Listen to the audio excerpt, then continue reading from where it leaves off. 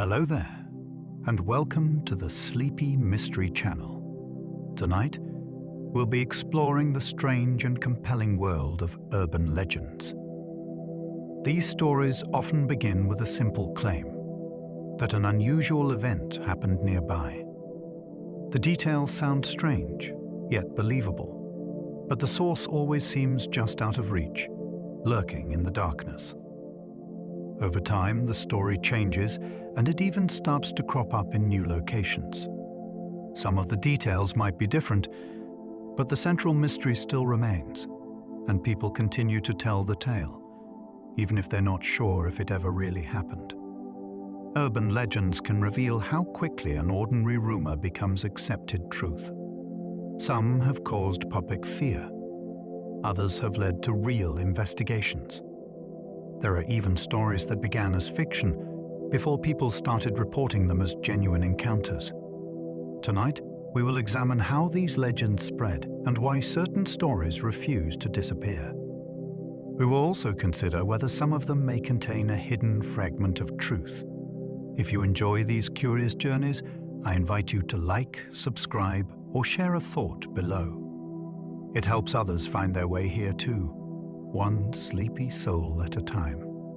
But for now, all you need to do is get settled in.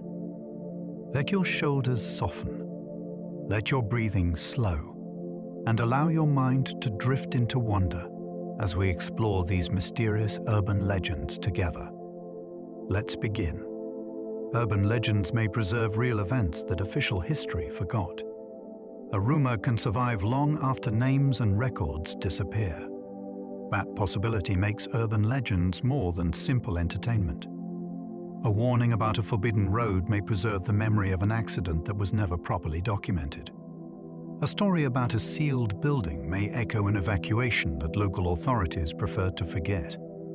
Over time, witnesses die and newspapers vanish. The event loses its date, then its location, yet the emotional core remains intact. This may explain why certain legends feel strangely specific, even when nobody can prove them. Details that seem theatrical could be distorted fragments of something genuine. Historians usually depend on surviving evidence, but communities also carry memories through conversation. Those memories are unreliable, though they are not always meaningless. When the same warning is repeated for generations, it may point toward a forgotten danger. The legend could be fiction. It could also be the final surviving trace of an event erased from the official story. The vanishing hitchhiker has appeared beside roads across several continents. Drivers from distant countries have described nearly the same impossible passenger. A lone figure waits beside an empty road and accepts a lift. The journey seems ordinary until the passenger suddenly disappears from the moving vehicle. In many versions, the driver later reaches an address connected to someone who died years earlier. The details change with local culture, but the basic encounter remains remarkably stable. Sometimes the passenger gives a warning before vanishing. In other accounts, an item remains behind as physical evidence. That repeated structure has led some people to wonder whether the story records a genuine type of haunting. Others believe it expresses the fear of traveling through isolated places at night. The most intriguing reports come from motorists who claim they had never heard the legend beforehand. Perhaps they unconsciously repeated a familiar pattern. Perhaps roads hold memories of sudden loss.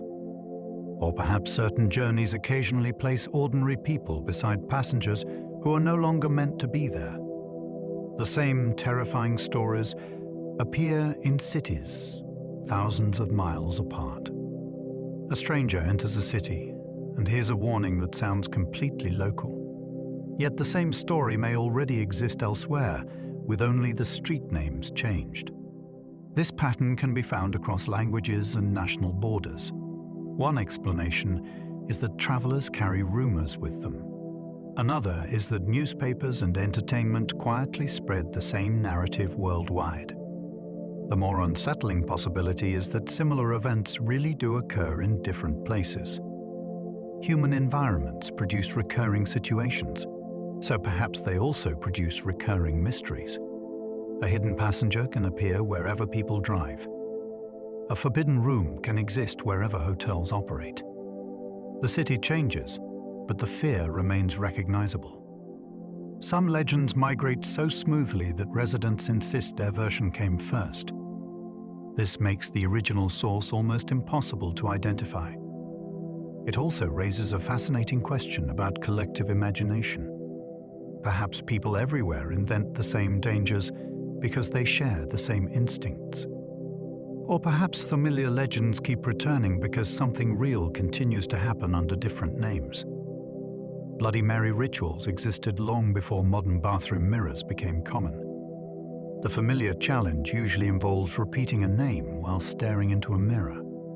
Many people remember trying it during childhood, often in a darkened room with nervous friends nearby. Yet the ritual has older roots than most participants realize. Earlier versions used reflective surfaces for divination rather than entertainment. Mirrors were believed to reveal a future spouse or warn of approaching misfortune. The modern legend transformed that practice into a frightening encounter with an unknown woman. Her identity changes between retellings. She may be a queen, a witch, or someone who died violently. No single origin explains every version. The ritual may work psychologically because dim light causes the brain to distort familiar faces. That explanation is convincing, but it does not account for every claimed experience. Some participants report hearing sounds or seeing movement behind them. Fear can create powerful perceptions. Still, the ritual's survival suggests something deeper. People continue testing mirrors because part of them wonders whether reflection can become a doorway. Some witnesses insist famous legends happened to people they personally knew. Urban legends rarely arrive as obvious fiction. They usually come through a trusted connection. The storyteller claims it happened to a cousin, a neighbor, or a colleague from work. That small link makes the impossible sound immediate. Researchers sometimes call this pattern the friend of a friend effect. It gives the account enough distance to prevent easy verification while keeping it close enough to feel believable. Nobody can question the original witness because that person is never present. Even so, many storytellers appear completely sincere. They may have received the account from someone they trusted and remembered it as direct testimony. Each retelling removes uncertainty and strengthens the details. Eventually, a rumor becomes a personal memory shared by people who never experienced the event. This process can make false stories feel almost impossible to challenge. Yet there is another possibility. Genuine witnesses may hide behind indirect language because they fear ridicule. Saying it happened to someone else may be safer than admitting the encounter was their own. Sewer alligators became believable because New York once found real reptiles underground. The famous story claims enormous alligators lived beneath New York City after being flushed away as unwanted pets. Most versions describe colonies breeding in darkness and feeding on rats. The idea sounds like pure fantasy, yet occasional discoveries gave it an uncomfortable foundation. Small alligators have been recovered from urban drains and sewer-related locations. These animals were not evidence of a hidden population, but each incident kept the legend alive. Early newspaper reports also described reptiles found in unexpected parts of the city. Once those stories entered public memory, imagination supplied the rest. The underground network became a secret ecosystem beneath ordinary streets. Some versions even claimed the animals turned pale after generations without sunlight. Experts argue that sewer conditions would make long-term survival extremely difficult. Even so, workers have reported strange movements in tunnels for decades. Most sightings probably involve rats or floating debris. Yet the legend remains persuasive because the impossible creature has appeared underground before. It only takes one real discovery to keep the larger possibility open. Modern technology has created new legends faster than anyone can disprove them. The disturbing story once needed years to travel between communities. Today, it can cross the world in a single night. Videos, screenshots, and voice messages give modern legends the appearance of evidence before anyone checks their origin. A fabricated warning can reach millions while the correction remains almost invisible. Technology also allows stories to change in real time. Users add details and create supporting images. Soon, the legend develops witnesses who encountered it only after seeing it online. This makes the boundary between invention and experience increasingly difficult to locate. Some digital legends are created deliberately as entertainment. Others emerge from misunderstood footage or software errors. The strangest cases begin as fiction and later attract sincere reports. People may interpret ordinary events through a story they already know. Yet it is also possible that technology reveals patterns that were once hidden. Cameras now observe places that human beings rarely watched. The next urban legend may begin with evidence nobody can explain. Mothman sightings reportedly increased before the Silver Bridge disaster. In the late 1960s, residents near Point Pleasant began reporting a tall winged figure with glowing red eyes. Witnesses often described sudden fear before the creature rose into the air. The reports continued for more than a year. Then the Silver Bridge collapsed during evening traffic and took dozens of lives. Afterward, many people connected the strange sightings with the disaster. Some believed the figure had arrived as a warning. Others suspected it somehow caused the tragedy. A more grounded explanation suggests that witnesses misidentified large birds during a period of growing public attention. Yet the timing gave the legend unusual power. Reports seemed to decline after the bridge fell. That pattern made Mothman appear less like an animal and more like an omen. Later sightings in other locations have also been linked to approaching catastrophe. No evidence proves such a connection. Even so, Point Pleasant remains haunted by the possibility that something tried to announce a disaster before anyone understood the message. Several fictional monsters became real sightings after their stories spread online. An invented creature can acquire witnesses with surprising speed. Someone posts a frightening image and gives it a name. Other users add background details until the character feels older than the internet itself. Soon, people begin reporting encounters in forests and abandoned buildings. Some sightings are deliberate hoaxes. Others appear to be sincere experiences shaped by expectation. Once the mind knows what to look for, ordinary shadows can take on a familiar form. Yet this explanation becomes less comfortable when witnesses describe details they claim they never encountered online. Believers argue that concentrated attention may somehow create a thought form. This idea suggests that shared belief could give an imagined being temporary reality. Psychologists offer a simpler interpretation based on suggestion and false memory. Both possibilities raise the same unsettling point. Fiction does not always remain safely inside fiction. A creature may begin as a drawing, then move into rumor, then become something people genuinely fear meeting. At some point, the original author loses control of what was created. Black-eyed children are usually described with strangely similar voices and behavior. Reports often begin with an unexpected knock late at night.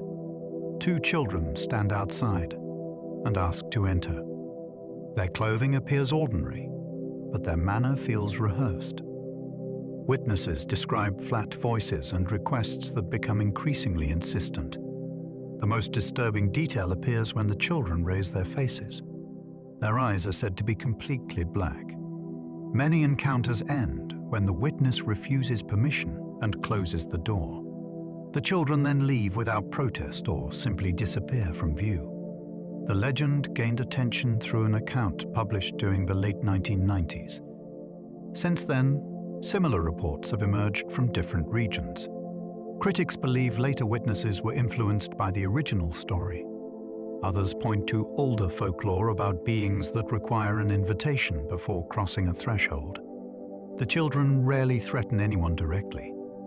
Their power comes from the feeling that allowing them inside would be a terrible mistake.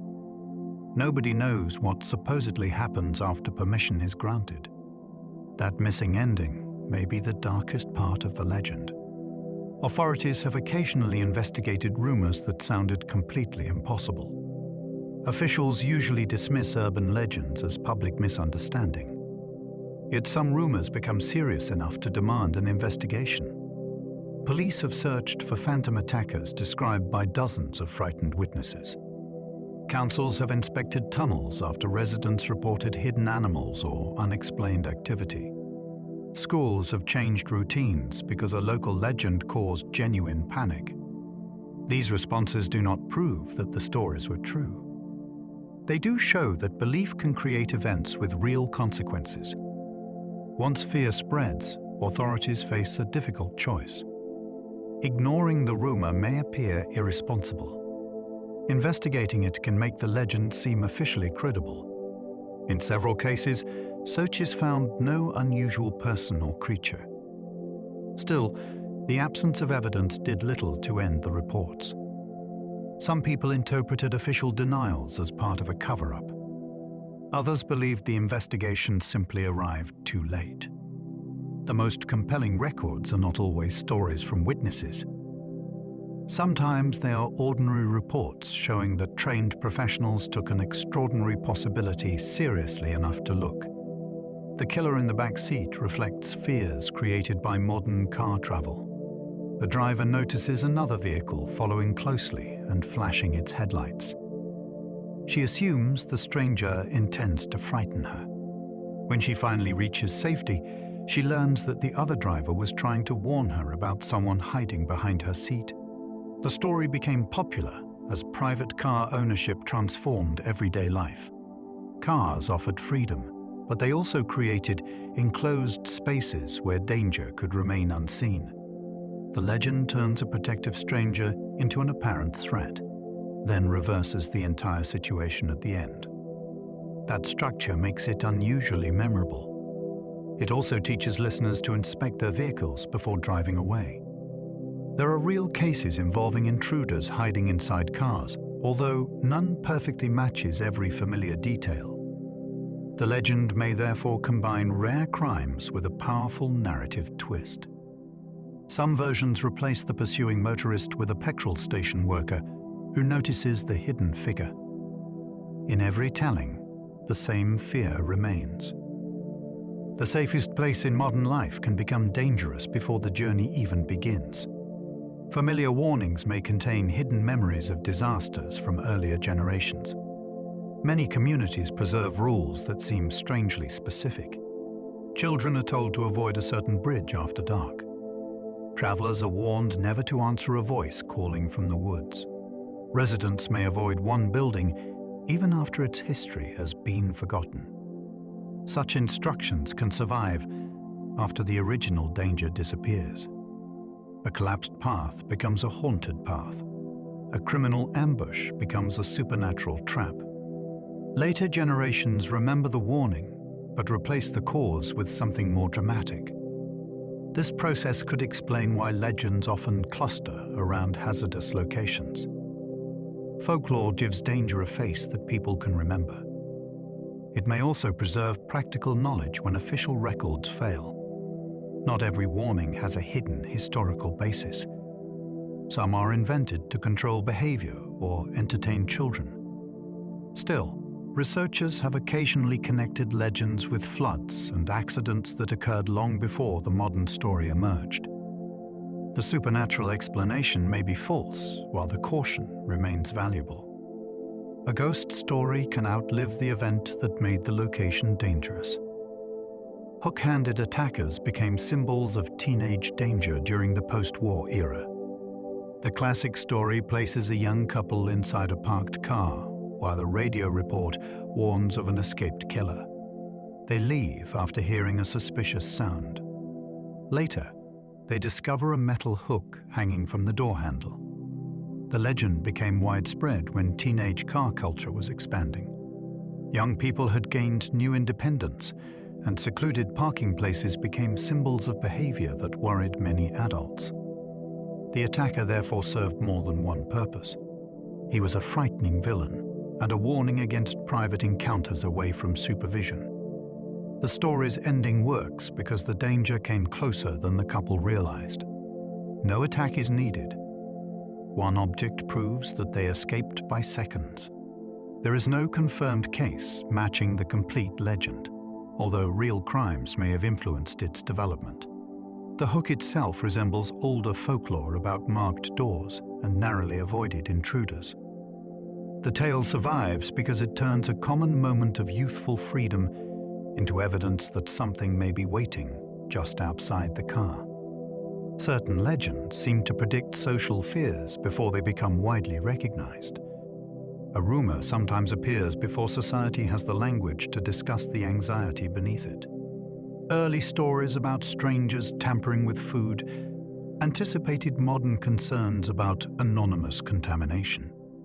Tales of hidden cameras appeared before constant surveillance became part of daily life. Legends about stolen identities spread, while digital records were still unfamiliar to most people. These stories may function as early warning systems created by collective unease. Individuals sense that technology or social behavior is changing, then express that discomfort through a dramatic narrative. The legend becomes a rehearsal for a danger that has not fully arrived. This does not mean the story predicts specific events. It may instead identify a vulnerability before experts acknowledge it. Alternative thinkers take the idea further. They suggest that popular rumors can occasionally reveal information moving through society by unknown channels.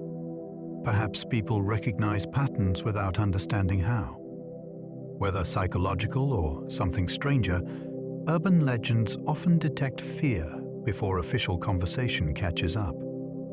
Fiction can become the first language of an approaching concern.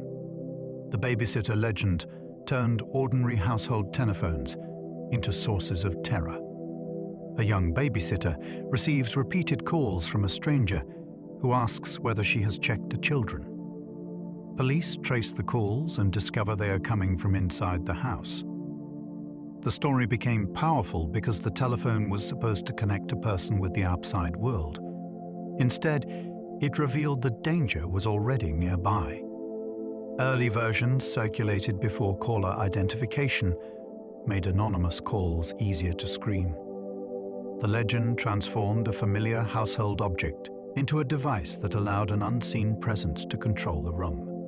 Some accounts may have been influenced by real crimes involving threatening calls, though the famous structure appears to be largely folkloric. The narrative also reflected anxiety about leaving teenagers responsible in suburban homes. Its final revelation remains effective because it reverses the assumed distance between caller and victim. Modern versions use mobile phones or security systems, but the central fear has not changed. Technology promises contact and protection. The legend asks what happens when the threatening voice is already inside. Repeated storytelling can create false memories that feel entirely authentic. A person may hear the same account so often that it begins to feel personally remembered. Each retelling strengthens familiar images and removes uncertainty. Eventually, someone can visualize a scene that never occurred. This helps explain why urban legends sometimes produce confident witnesses years after the story first appeared. Memory is not a fixed recording. It is reconstructed whenever it is recalled.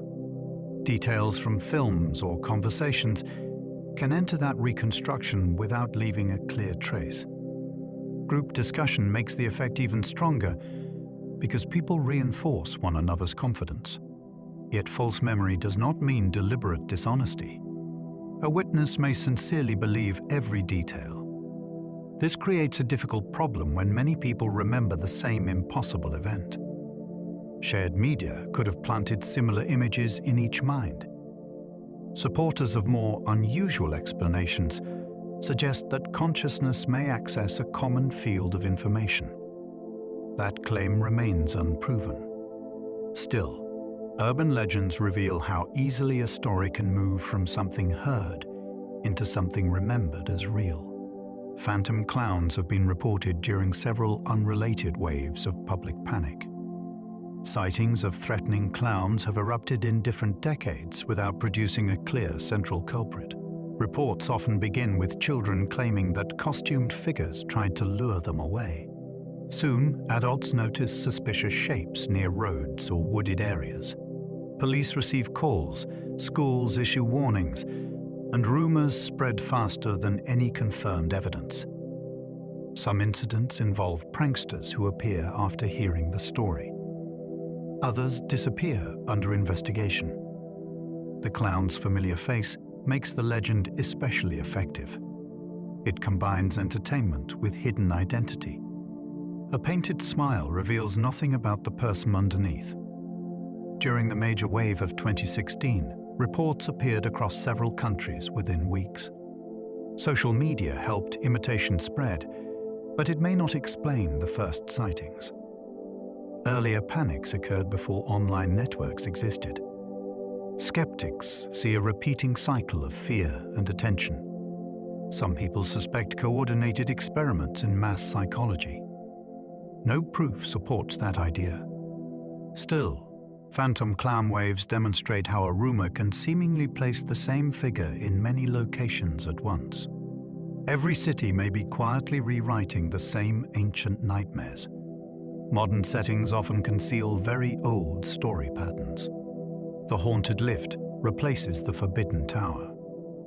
The stranger in the underground station resembles older figures who waited at crossroads. A cursed message performs the role once given to a spoken spell. Cities do not eliminate folklore. They update it for new surroundings. This helps explain why legends remain recognizable even when their details change completely. Human beings still fear hidden predators and unsafe thresholds. Urban life gives those fears fresh locations. Some researchers believe recurring patterns come from shared psychology. Others argue that ancient stories may describe forces that continue adapting alongside us. Under that interpretation, a setting changes because the phenomenon wants to remain believable. A spirit that once appeared beside a forest path might now wait beneath fluorescent lights. There is no way to prove such an idea. Yet it offers a disturbing reason why old legends never disappear. Perhaps cities are not inventing new nightmares. Perhaps they are giving ancient ones new addresses. Slender Man escaped internet fiction and entered real-world belief. The figure began as a deliberate creation during an online image competition. He was shown as unnaturally tall, with a blank face and dark clothing. Other users expanded the idea through photographs and fictional documents. Within a short period, Slender Man had acquired invented history and supposed witness accounts. Many people who encountered the material later believed the legend was much older. The character became especially convincing because no single story explained him completely. Each contribution added mystery while preserving uncertainty. Soon, users began reporting strange dreams and sightings in real places. Most were likely influenced by expectation, though the emotional response was genuine. The legend eventually became connected with a serious, real-world incident, which showed how fiction could affect vulnerable minds. That event should not define every person who explored the mythology. Still, it changed the way online folklore was understood.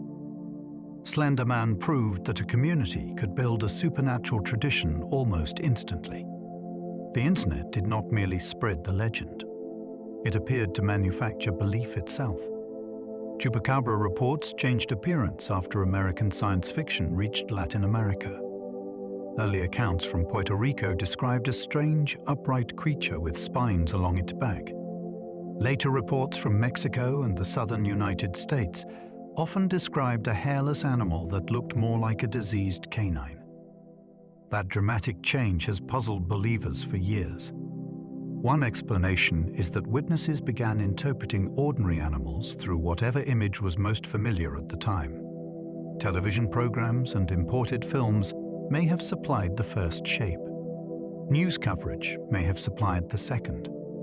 Yet some people argue that the changing descriptions reveal something more deliberate. Perhaps the creature adapts its appearance to local expectations. Others suggest that different animals were grouped under one name because the attacks seemed similar. Livestock were found weakened, sometimes with unusual wounds, and frightened communities wanted one explanation. The legend became powerful because it seemed to evolve alongside the witnesses. Chupacabra was not one fixed monster. It became a moving target that changed whenever people thought they understood it. Cropsey began as a campfire villain before becoming linked with real crimes. For generations, children on Staten Island whispered about a figure called Cropsey, who lived beyond the safe edges of their neighborhoods. The details changed from one telling to another. Sometimes he carried a hook.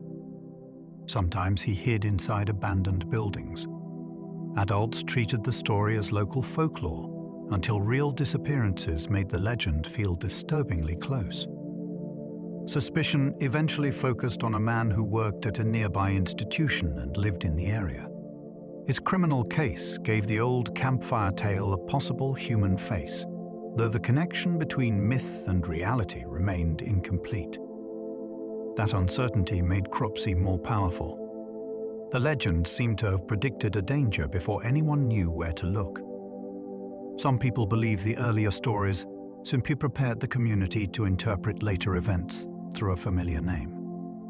Others wonder whether the rumors began because residents had already sensed that something was wrong. Cropsey shows how a fictional warning can wait for reality to catch up. The Bunnyman legend grew from 2 documented encounters near Washington. The story centers on a figure dressed in a rabbit costume who threatens people near an isolated bridge in Virginia. Unlike many urban legends, it appears to have grown from reports that were recorded at the time. In one account, a man in a white suit shouted at people inside a parked car and threw an object through a window. In another, a costumed figure reportedly confronted a security guard near a construction site. No one was seriously harmed, and the person was never clearly identified. Over time, those incidents expanded into a much darker mythology involving an escaped patient and a series of hidden crimes. The bridge became a destination for thrill-seekers who wanted to test the story for themselves. Most of the added history appears to be invented. Yet the original encounters remain strange enough to keep the legend alive. The mystery is not whether every later detail is true. It is why someone was wearing that costume at all. The Libyus supposedly caused nightmares while secretly collecting data from arcade players. The legend claims that a mysterious arcade machine appeared in Portland during the early 1980s. Players supposedly became obsessed with it and suffered disturbing effects after long sessions. Some reported headaches. Others experienced confusion and vivid dreams. Men in dark clothing were then said to visit the machine and record information from its internal systems. The cabinet disappeared before anyone could properly investigate it. No confirmed example has ever been found, yet the story feels believable because early arcades were chaotic places filled with experimental technology. Games sometimes arrived without clear documentation, and owners occasionally tested unfamiliar machines before wider release. The legend may have combined rumors about secret government research with real concerns about flashing screens and addictive play. Some people think Polybius was based on a genuine prototype that used unusual visual effects. Others believe the entire story was created online years later. Its power comes from one possibility. A game might have been studying the player while the player believed they were studying the game. Lavender. Town rumors transformed a video game soundtrack into a deadly signal. The story concerns a location in the original Pokémon games where the music sounds unusually tense and unsettling.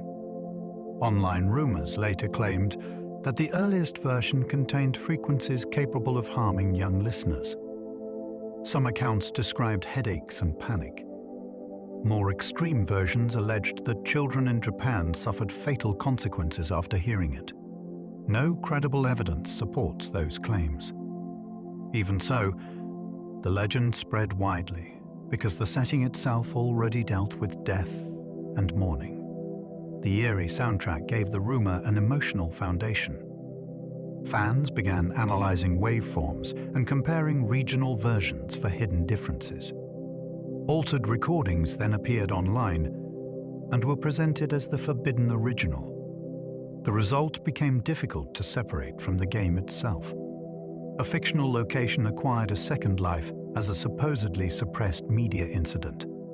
Some people now remember the rumor more clearly than the actual music. Lavender. Town shows how ordinary design choices can become evidence once listeners are told that something dangerous may be hidden inside them. Candle Cove convinced thousands that they remembered a non-existent television program. The story began as an online conversation between adults who seemed to recall the same disturbing children's show. They remembered puppet pirates and a girl named Janice. They also described an episode that ended with the characters screaming. The final message revealed that one viewer's mother had seen only television static, while the child believed the program was playing. Candle Cove was fiction from the beginning, but its presentation was so convincing that many readers searched for recordings. Some claimed they had watched it during childhood. Others supplied details that were never included in the original story.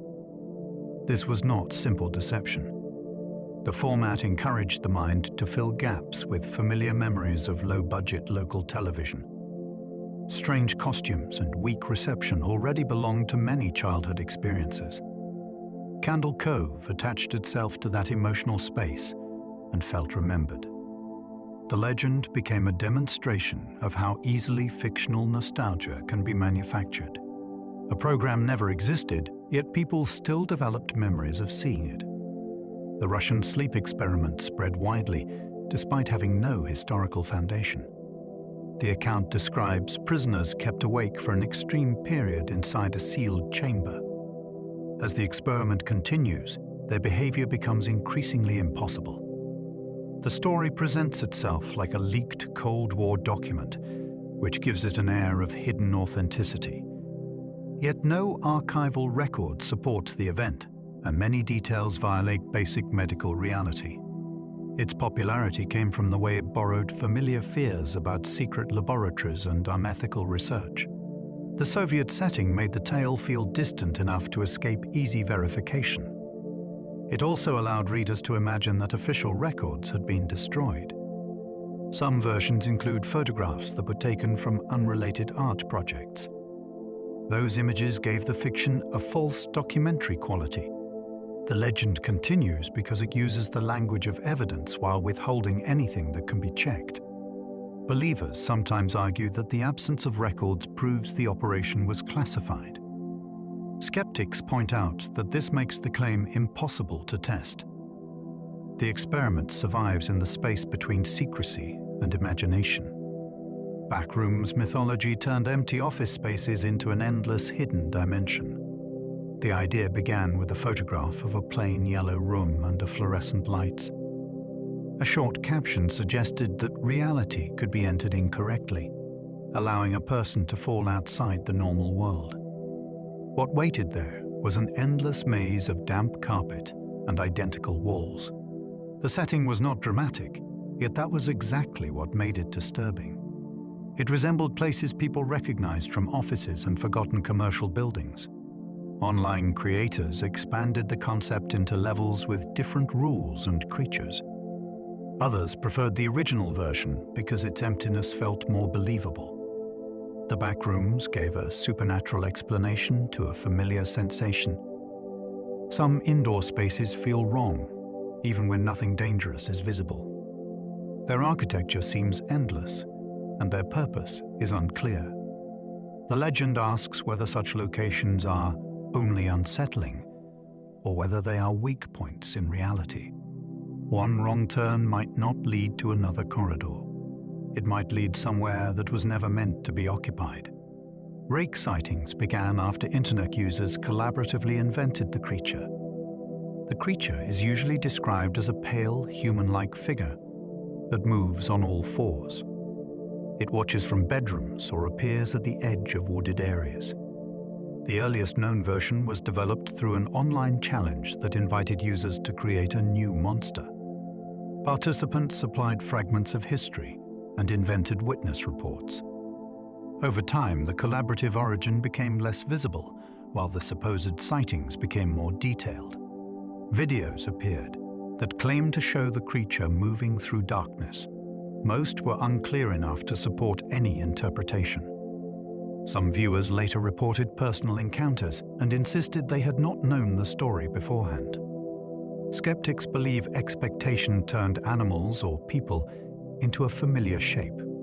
Others wonder whether repeated attention can give an invented form a strange kind of independence. The rake is fascinating because no single author fully owns it. The internet assembled it from many imaginations. After that, the creature began appearing in places where nobody had deliberately placed it. Ben drowned blurred fictional storytelling with supposedly haunted computer files.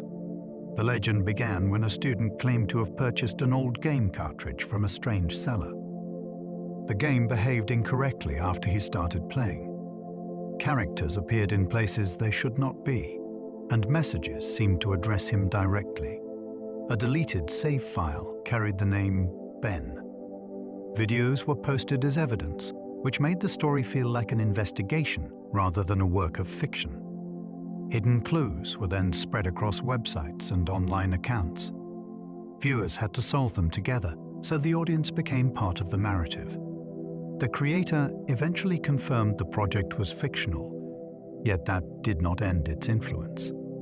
Players began sharing their own stories about corrupted games and unexplained files. Some claimed that digital media could retain emotional traces from previous owners. Others imagined that a consciousness might hide inside software. Ben Drowned worked because the haunted object was interactive. The audience did not merely hear about the mystery. They felt invited to open it. Deadly phone call legends evolved whenever new communication technology entered homes. The earliest versions involved anonymous callers who knew private information. Later stories used answering machines and mobile phones. Each new device created a fresh way for danger to enter without opening a door. One common legend describes a call that predicts the listener's death. Another involves a number that should never be dialed because something answers from an impossible location. These tales change quickly because communication technology changes quickly. The fear remains the same. A voice can reach you while remaining physically absent. That makes it difficult to judge where the threat is or whether it is human. Some real incidents involving harassment help these stories feel plausible. Caller identification and digital tracing reduced certain fears, but they created new ones involving spoofed numbers and recorded voices. Modern legends now include calls from people who have already died. The device keeps improving while the mystery becomes harder to escape. Every new fall of contact creates another possibility for something unknown to find the listener first. Chain letters promised supernatural punishment long before email existed. A chain letter usually offers good fortune if the message is copied and sent onward. It also warns that refusing will bring misfortune. Printed examples circulated through the post for generations before the same structure moved into email and social media. The method works because it turns ordinary people into willing distributors. Fear does the work that advertising would otherwise require. Many letters include invented stories about someone who broke the chain and suffered soon afterward. The details are vague enough to avoid verification, but specific enough to feel dangerous. Some recipients know the message is false and still forward it because the cost seems small. That hesitation reveals the legend's real power. The threat does not need to be believed completely. It only needs to create doubt. Modern versions may promise money or romance instead of luck, but the hidden bargain remains unchanged. Pass the story onward, or risk discovering that it was true only after the warning has been ignored. Haunted videotape stories revived older fears about cursed images. Long before recorded video, people feared portraits that watched the viewer or objects that carried bad fortune. The haunted tape updated that idea for an age when images could be replayed. A person watches a strange recording and later receives a warning that something has been set in motion. The danger comes not from understanding the images, but from seeing them at all. This makes the viewer responsible without explaining what they have done wrong. Films helped popularize the concept, yet similar rumors circulated around unlabeled cassettes and disturbing broadcasts. Some people claimed that certain recordings produced headaches or nightmares. Others believed a violent event could imprint itself onto magnetic tape. That idea has no accepted scientific basis, but it remains compelling because old media often behaves unpredictably. Tracking errors and damaged sound can make a familiar image feel altered. The legend asks whether a recording is only a copy. Perhaps under the right conditions, it can also become a container. Mysterious number stations inspired legends about spies communicating through ordinary radios. Listeners scanning shortwave frequencies sometimes encounter calm voices reading groups of numbers. The broadcasts may repeat for minutes and then disappear. Many are believed to be coded messages intended for intelligence agents.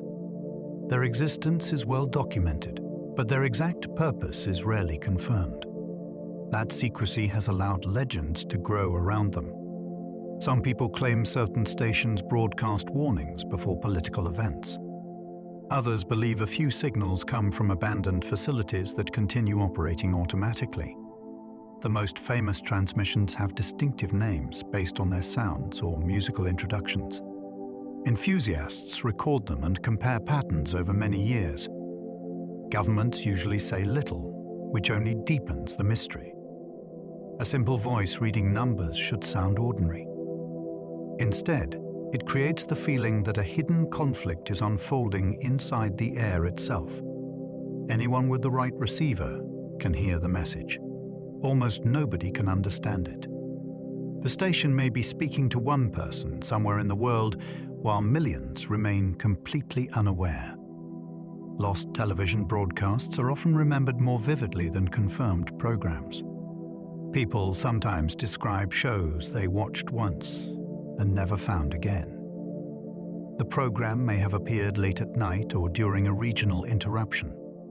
Years later, no schedule or recording can be located.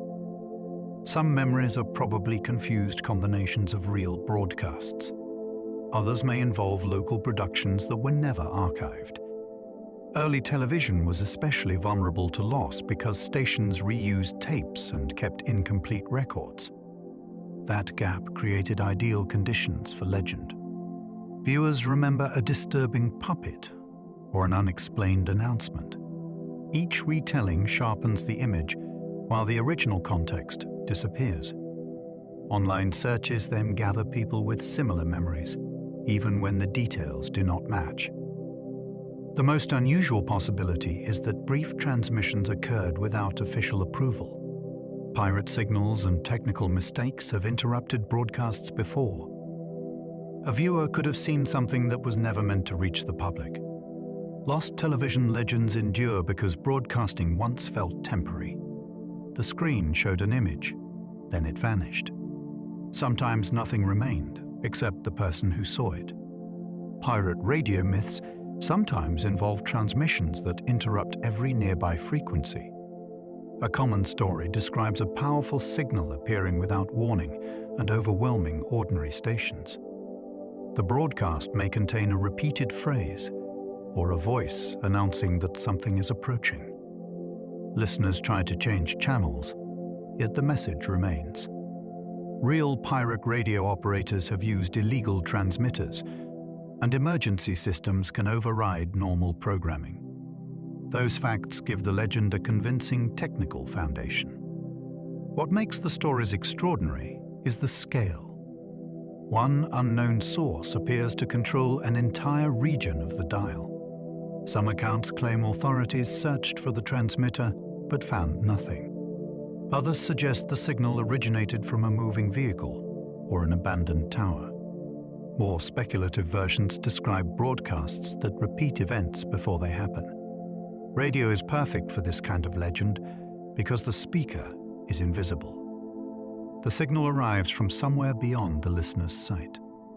It can cross walls and enter locked rooms. When every frequency carries the same message, the radio stops feeling like a device and starts feeling like a warning system. Certain voicemail legends claim the dead can leave messages from disconnected numbers. A phone rings after someone close has died, but the caller identification shows an impossible number. When the call is missed, a voicemail remains.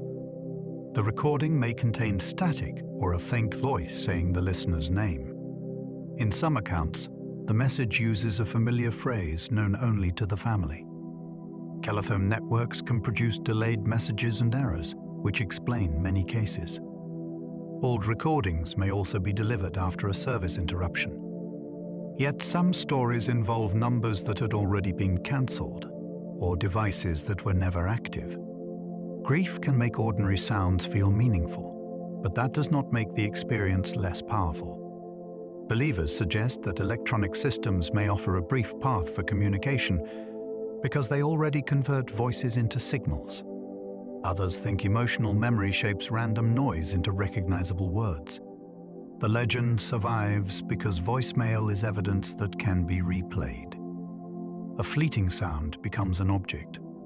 The listener can hear it again and wonder whether someone truly called from beyond reach.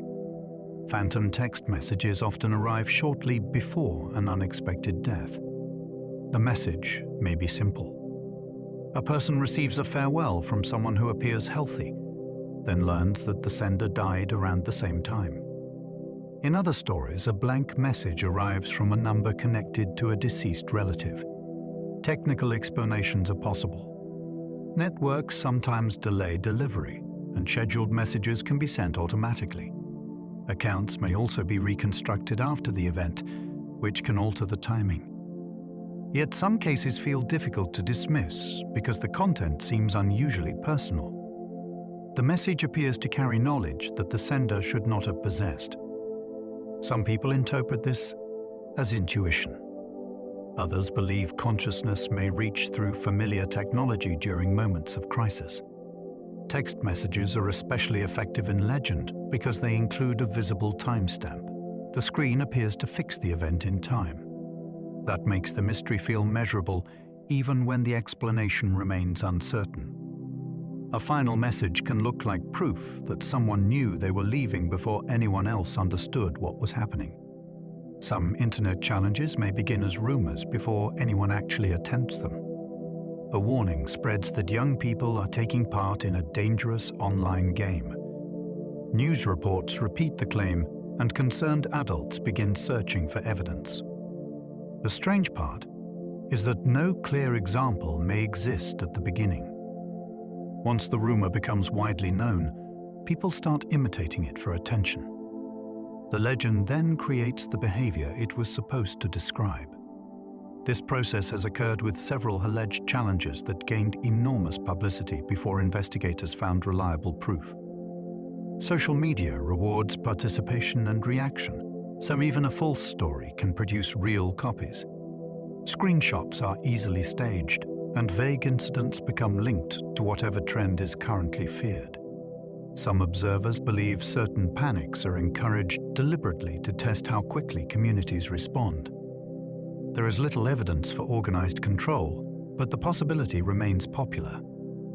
The deeper mystery is how belief becomes action. A fictional challenge can move from warning to headline, then finally into reality.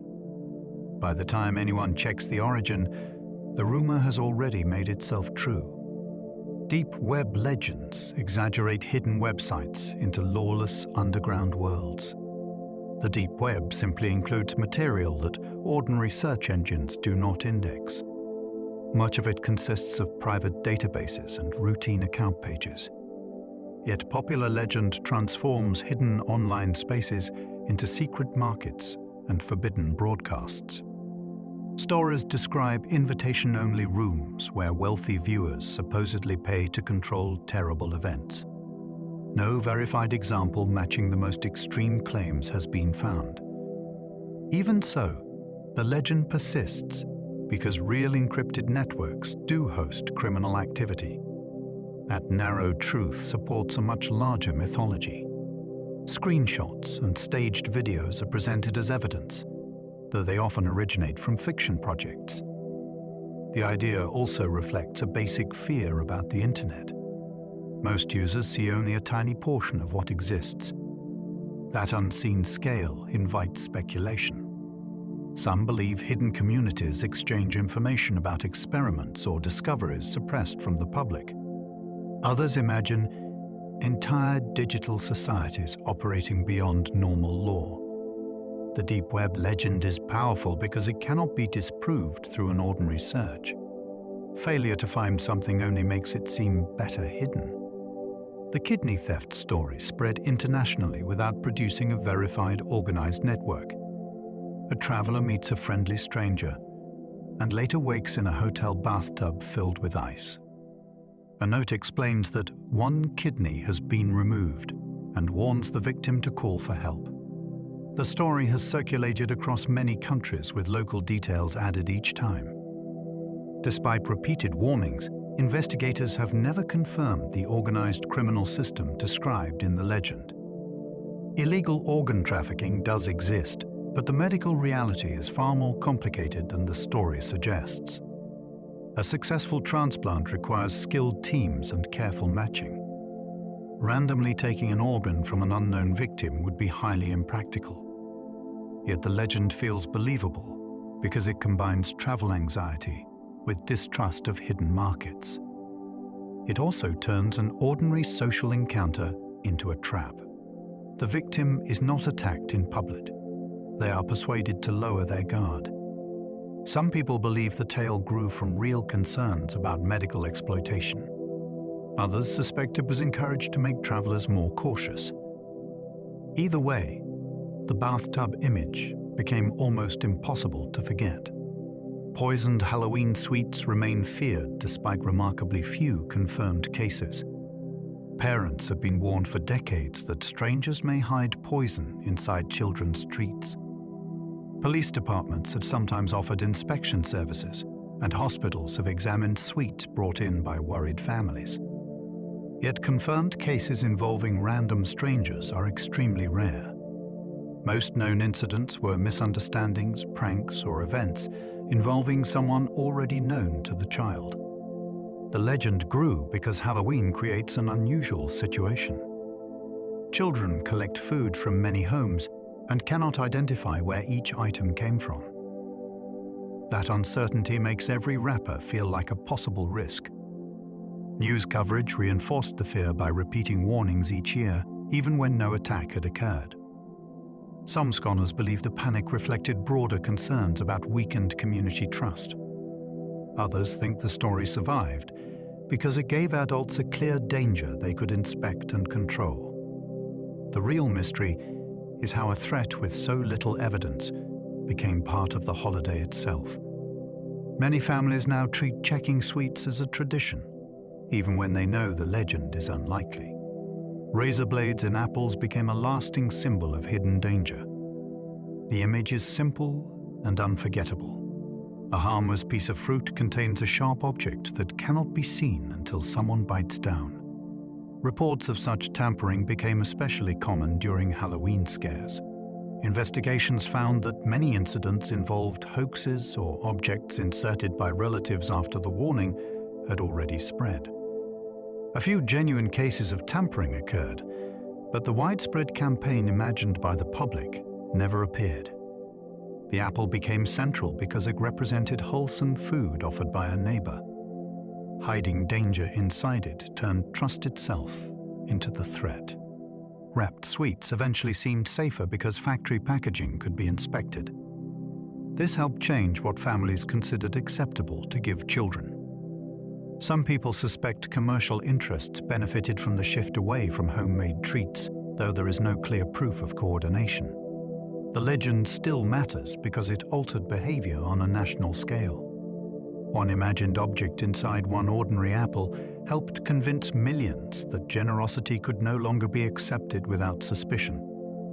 Fast food legends often accuse familiar restaurants of serving unthinkable secret ingredients. Well-known chains are regularly targeted by stories claiming their meals contain animals or substances never listed on the menu. The rumors often begin with an employee who supposedly discovered something inside a processing area. Another version claims the restaurant could not possibly sell food so cheaply unless the ingredients came from a hidden source. These tales spread because customers rarely see how mass-produced food is prepared. The kitchen is close, yet the supply chain remains invisible. Real scandals involving contamination make the fictional stories easier to believe. Companies deny the claims, but denials sometimes strengthen suspicion among people who already distrust large corporations. Some rumors have damaged sales even after laboratory testing found nothing unusual. Others return under new brand names every few years. The legend is not really about one ingredient. It expresses the fear that convenience requires surrendering knowledge. The customer sees a finished meal but not its full history. That gap allows imagination to supply whatever explanation feels most disturbing. Bubblegum supposedly stays inside the human body for 7 years. Countless children were warned that swallowed gum would remain in the stomach for years. The claim sounds scientific enough to be convincing, especially because gum is not digested like ordinary food. In reality, the body usually moves it through the digestive system without breaking it down. The exact period in the warning varies, though 7 years became the most familiar version. That number appears in many traditional sayings because it feels long and meaningful without being impossible to imagine. Parents may have repeated the story to stop children from swallowing gum intentionally. The warning worked because it gave a simple action a hidden consequence. Nothing happens immediately, so the child must picture the gum accumulating inside. Rare medical cases involving large amounts of swallowed gum have helped preserve the myth, even though they do not support the ordinary claim. The legend shows how health advice can become memorable by exaggeration. A false explanation may survive for generations because it produces the desired behavior. Swallowed spiders became believable through repeated claims about sleeping people. The legend says that an average person unknowingly swallows several spiders each year while asleep. No reliable study supports the claim, and spider behavior makes it highly unlikely. A sleeping human produces breath and vibration, which would normally encourage a spider to keep its distance. Yet the story continues to circulate as if it were established science. Its success may come from the fact that nobody can monitor every moment of sleep. The imagined event happens when the witness is unable to observe it. That makes the claim almost impossible to challenge through personal experience. Some versions say the rumor was invented to demonstrate how easily false information spreads online. Even that origin story is uncertain. The legend works because it combines disgust with helplessness. People do not fear an attack. They fear something entering the body without their knowledge. Once the image has been imagined, statistical language makes it sound official. A completely unsupported claim can feel factual simply because it is presented as an average. Restaurant recipes are sometimes rumored to contain addictive substances known only to insiders. When customers strongly crave a particular meal, rumors sometimes claim that the recipe contains a hidden chemical designed to create dependence. The supposed ingredient may be illegal or known only to senior staff. No evidence usually appears, yet the claim feels plausible because companies protect their recipes carefully. Secrecy around flavoring becomes confused with secrecy around manipulation. In reality, combinations of salt and sugar can make foods highly appealing without any mysterious additive. Branding and habit also strengthen cravings. Still, the legend reflects genuine concern about how carefully commercial food is engineered. Some people suspect that corporations understand human appetite far better than they admit. Others believe secret ingredients explain why homemade versions never taste exactly the same. Employees occasionally encourage the myth by joking about confidential formulas. Once that happens, ordinary trade secrecy begins to resemble a cover-up. The legend survives because customers can feel the craving directly. They may not know what causes it, so the hidden recipe becomes an easy explanation for a very real desire. Microwave oven myths transformed ordinary accidents into stories about invisible contamination. When microwave ovens entered homes, many people worried that food might absorb dangerous radiation. Stories claimed the machines altered blood or created toxins that could not be detected. Some rumors described plants dying after being watered with microwaved water. Others warned that standing nearby could cause long-term harm. These claims confused microwave energy with the ionizing radiation associated with nuclear materials. The oven does not make food radioactive. Even so, the technology felt mysterious because it heated food without flame or a visibly hot surface. Real risks involving burns and unsuitable containers gave the legends a foundation. A sealed item could burst. Metal could spark.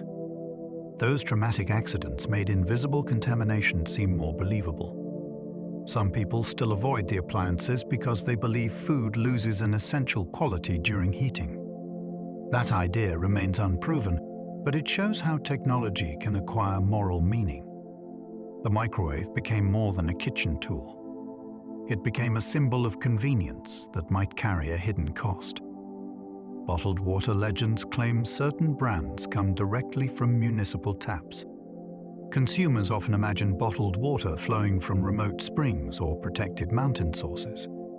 Yet some brands do use treated municipal water before filtering or processing it further.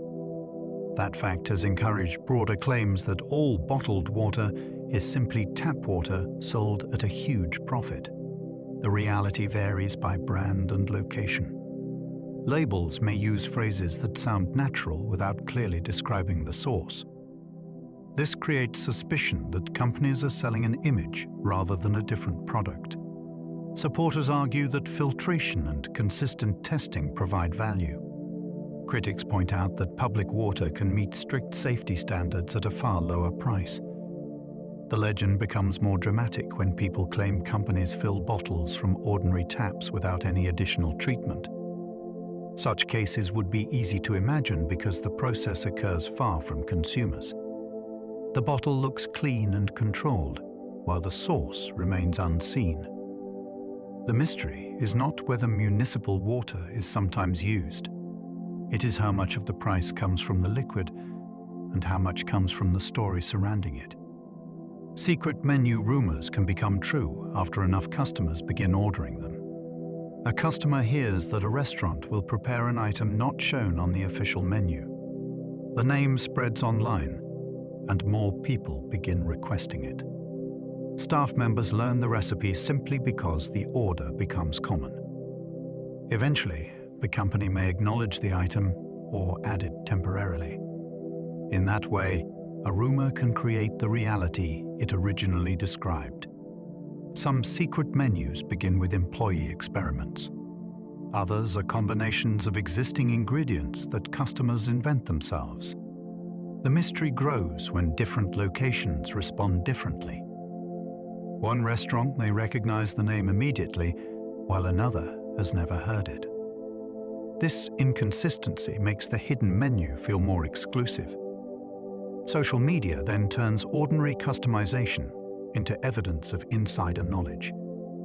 Companies sometimes benefit from the excitement and quietly encourage it without confirming anything. The result is a rare urban legend that can be tested at the counter. Ordering the item may fail, or it may succeed because so many previous customers believed it should exist. The poisoned perfume legend warned shoppers against accepting samples from strangers. The story usually begins in a car park or shopping center. A stranger offers a free fragrance sample, then asks the victim to smell it directly from a bottle. Moments later, the person supposedly becomes dizzy and loses awareness. When they recover, valuables are missing, or something worse has happened. Police forces have repeatedly received versions of this warning, yet confound cases remain difficult to find. The legend became believable because perfume already contained strong chemicals with unfamiliar names. A sudden headache after smelling one could make the warning feel medically plausible. It also transformed a friendly sales approach into a hidden attack. Some versions claimed criminals used ether, though such substances would be difficult to conceal and control in public. The rumor often returned through forwarded emails with urgent instructions to share it widely. That method gave the story authority without identifying a witness. The real danger may not have been inside the bottle. It may have been the fear that ordinary politeness could be used against anyone. Hotel bathtub stories often involve stolen organs and carefully staged disappearances. A traveler checks into a respectable hotel and is last seen entering the lift with a stranger. Hours later, staff discover a room prepared to hide what happened. The bathroom has been cleaned with unusual care, and personal belongings have been arranged to suggest an ordinary departure. In more extreme versions, the missing guest wakes in a bathtub after an illegal operation. These tales blend two powerful anxieties. Hotels offer privacy, yet their privacy also allows strangers to vanish behind numbered doors. Real disappearances have occurred in hotels, though the elaborate criminal systems described in legends are rarely supported by evidence. The stories often imply that employees or authorities helped conceal the event. That suggestion explains why no public record can be found.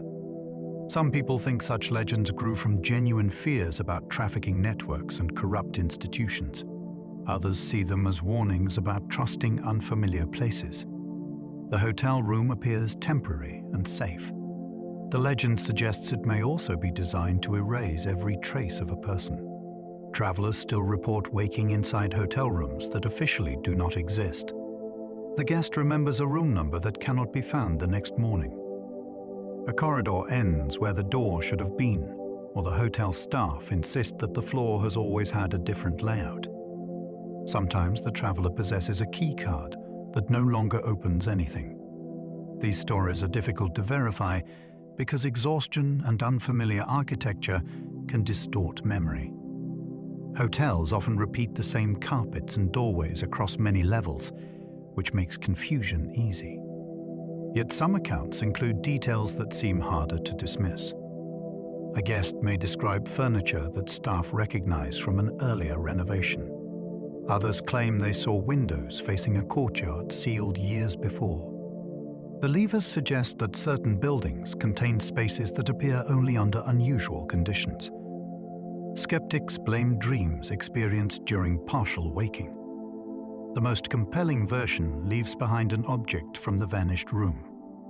A receipt or matchbook carries a name the hotel no longer uses.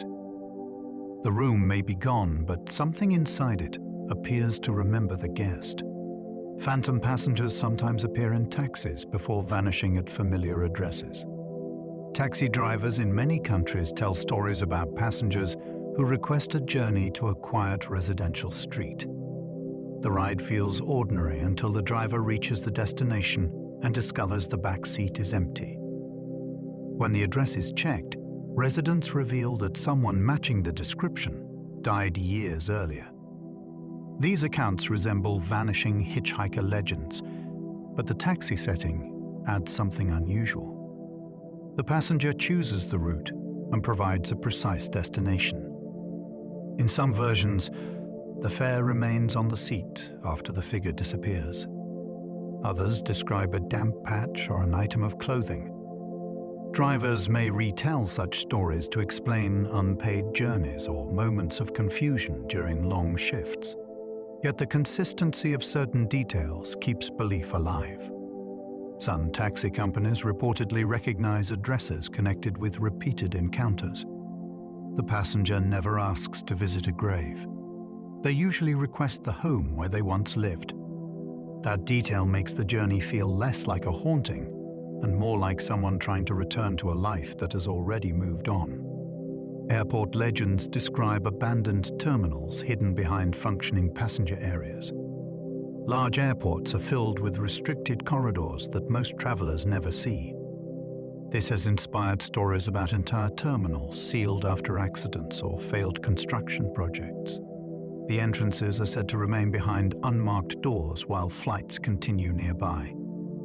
Some legends claim the abandoned areas still contain departure boards and waiting seats.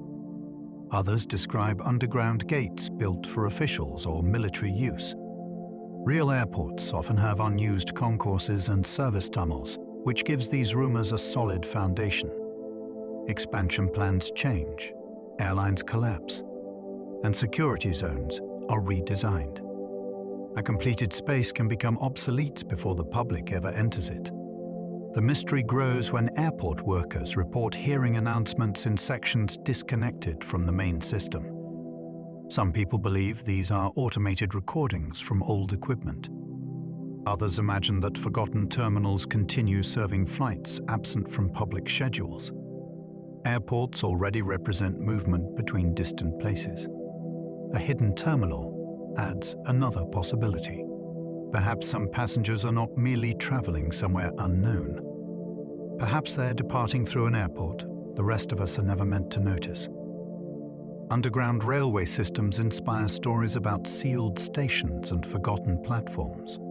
Every major network contains spaces missing from public maps. Some are former stations closed after routes changed. Others are unfinished platforms left behind when funding disappeared. Because trains still pass these places, passengers occasionally glimpse tiled walls or dark staircases through the windows. That brief view can feel like evidence of an entire hidden system. Legends claim certain platforms remain in use for government transport or emergency evacuations. Another story says abandoned stations shelter people who never return to the surface. Railway authorities usually explain such spaces as routine infrastructure. Yet access is tightly controlled, which keeps speculation alive. Old signs and advertisements can remain untouched for decades below ground. A worker entering one of these sites may feel as though the city above has vanished. Some stations even retain clocks stopped at the moment they closed. The mystery is not whether forgotten platforms exist. Many certainly do. The deeper question is, what may happen inside spaces that remain connected to the network while disappearing from public knowledge? London's ghost trains are sometimes heard on tracks closed for decades. Workers and late-night travelers have reported the sound of approaching carriages where no scheduled service should exist. The rails begin to hum. A rush of air moves through the tunnel, yet no train appears. Some accounts come from abandoned stations that once served busy routes. Others involve platforms still in use but connected to disused track. London's underground has changed repeatedly since the 19th century, leaving behind curves and passages that can carry sound in unexpected ways. A real train may be heard from another line through the structure. Even so, witnesses sometimes describe lights moving inside sealed tunnels. One legend claims an empty train continues following a timetable removed decades ago. Another suggests drivers occasionally see an old signal turn green without electronic instruction. Such stories thrive because the underground behaves differently after closing time. familiar stations become echoing industrial spaces. A train heard in that silence may be ordinary machinery, or it may be a service still running for passengers who never reached their final stop. Moscow Metro. 2 allegedly connects government bunkers beneath the official network. Rumors describe a secret railway system built beneath Moscow for senior officials during emergencies. It supposedly links the Kremlin with military command centers and underground shelters. Unlike ordinary metro lines, its stations are absent from public maps and protected by security forces. Former officials have made vague comments that believers interpret as confirmation. Construction workers have also described sealed passages leading away from known tunnels. The system is often called Metro 2, though that name may never have been used officially. Russia's history of classified infrastructure makes the claim difficult to dismiss entirely. Governments built extensive bunkers during the Cold War, and some were connected by secure transport routes. What remains uncertain is the scale. A few tunnels could have grown through rumor into a parallel city beneath Moscow. More dramatic theories suggest trains still operate there during the night. The legend endures because secrecy prevents a final answer. If the network exists, silence would be expected. If it does not, silence would look exactly the same. New York's abandoned City Hall station remains accessible only through passing trains. The station opened in the early 20th century as a showpiece for the city's new subway. It featured curved platforms and decorative tilework, unlike most modern stops. Trains eventually became too long for its sharply bending platform, so the station closed to regular passengers. Today, riders who remain aboard a particular train can sometimes glimpse the space as it loops back downtown. That unusual access has made City Hall feel like a hidden chamber beneath one of the world's busiest cities. The lights may be dim, but the arches and chandeliers are still visible. Official tours occasionally allow closer entry, though security restrictions keep visits limited. Legends claim additional rooms extend beyond the known platform. Some people imagine old municipal passages connecting the station with government buildings above. No dramatic secret has been proven, yet the station demonstrates how easily a public place can disappear without being destroyed. Thousands pass nearby every day. Most never realize that an underground landmark remains intact beyond the final stop. Parisian catacomb legends describe secret communities living beyond mapped tunnels. Beneath Paris lies an enormous network of former quarries. Only a small section is officially open to visitors, while many kilometers remain restricted. Unauthorized explorers have entered these tunnels for generations and created meeting rooms far from public access. Police have discovered unexpected spaces underground, including a hidden cinema with electricity and seating. Such findings made rumors about permanent residents seem less impossible. Legends speak of groups who know routes absent from modern maps. Some supposedly guard their territory by removing signs or redirecting newcomers.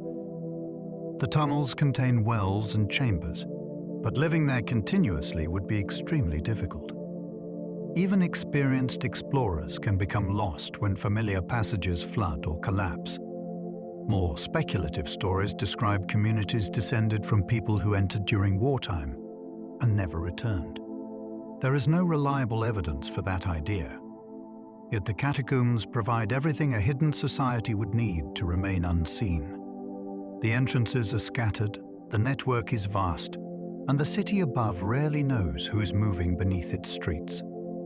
Las Vegas casinos are rumored to hide permanent residents beneath the Strip. Storm drains and service tunnels run below the famous hotels and illuminated streets. Reports have documented people sheltering in some of these spaces, especially where flood channels remain dry for long periods. From that reality grew stories about organized underground neighborhoods with rules and long-term residents. Some accounts describe furnished chambers built from discarded casino materials. Others claim hidden passages connect directly with staff areas or loading docks. Life below the strip would be dangerous because sudden rain can turn drainage tunnels into violent rivers. Yet the contrast gives the legend its power. Above ground, visitors see carefully managed luxury. Below it, another population may survive inside infrastructure designed to remain invisible. More extreme theories suggest casinos use forgotten tunnels for secret meetings or moving high-value items away from public view. Evidence for those claims is thin. Still, Las Vegas is a city built around controlled illusion. The idea of a second city underneath feels strangely appropriate. One world performs beneath the lights, while another may exist beyond them. Tokyo's underground passages may extend far beyond publicly acknowledged maps. Official diagrams show subway lines and pedestrian corridors, but some researchers have noticed inconsistencies between maps published at different times. A passage appears in one version and disappears in another. Station layouts seem too large for the spaces visible to passengers. Tokyo also contains flood control tunnels and utility systems built beneath dense districts. Together, these structures have encouraged claims of a much greater underground network. Some believe secure routes connect government buildings with transport hubs. Others think wartime shelters were incorporated into later construction and quietly removed from public records. Railway staff sometimes refer to doors that ordinary passengers are never allowed to open. Most probably lead to equipment rooms or emergency exits. Yet the city's constant rebuilding makes forgotten spaces possible. An old tunnel can survive beneath a tower whose occupants know nothing about it. The legend is compelling because Tokyo appears completely mapped from above. Underground, the city may be older and more complicated than any official plan admits. Beijing's ancient tunnel network reportedly contains entrances hidden inside ordinary buildings. During the Cold War, Beijing constructed a vast underground shelter system intended to protect residents from attack. Entrances were placed in shops and apartment blocks across the city. Some sections later became storage areas or commercial spaces. Others were sealed and gradually forgotten. This genuine network has inspired claims that much older passages connect with it. Legends describe routes beneath historic districts that were used by emperors and officials. Modern residents sometimes report blocked staircases behind basement walls or doors leading into unmarked corridors. Authorities may restrict access because many tunnels are unsafe. Flooding and unstable construction create serious hazards. Yet secrecy encourages theories that important sections remain active. Some people believe hidden command centers still operate below the capital. Others imagine communities living in converted shelters beyond official inspection. The known tunnels are already extensive enough to seem unbelievable. That makes the unknown sections even more intriguing. Beijing may not have one underground city. It may contain several networks from different eras that now overlap beneath ordinary life. Edinburgh's buried streets inspired tales of families trapped below the modern city. Parts of Edinburgh were built over older lanes and rooms as the city expanded upward. Mary King's Close became the best-known example. Its surviving spaces now sit beneath later buildings, creating the impression of a neighborhood sealed underground. Stories claim plague victims were once locked inside and left to die. Historical evidence suggests the closure happened more gradually, though disease and poverty shaped life there. Visitors have reported footsteps and voices in empty rooms. One famous tale concerns the spirit of a young girl who supposedly responds to gifts left in a chamber. The buried architecture makes such experiences feel possible. Doorways still open onto passages that no longer lead to daylight. Some people imagine families continuing normal life below, while the modern city covered them over. That version is probably exaggerated, Yet residents did remain in portions of the close after new construction began above.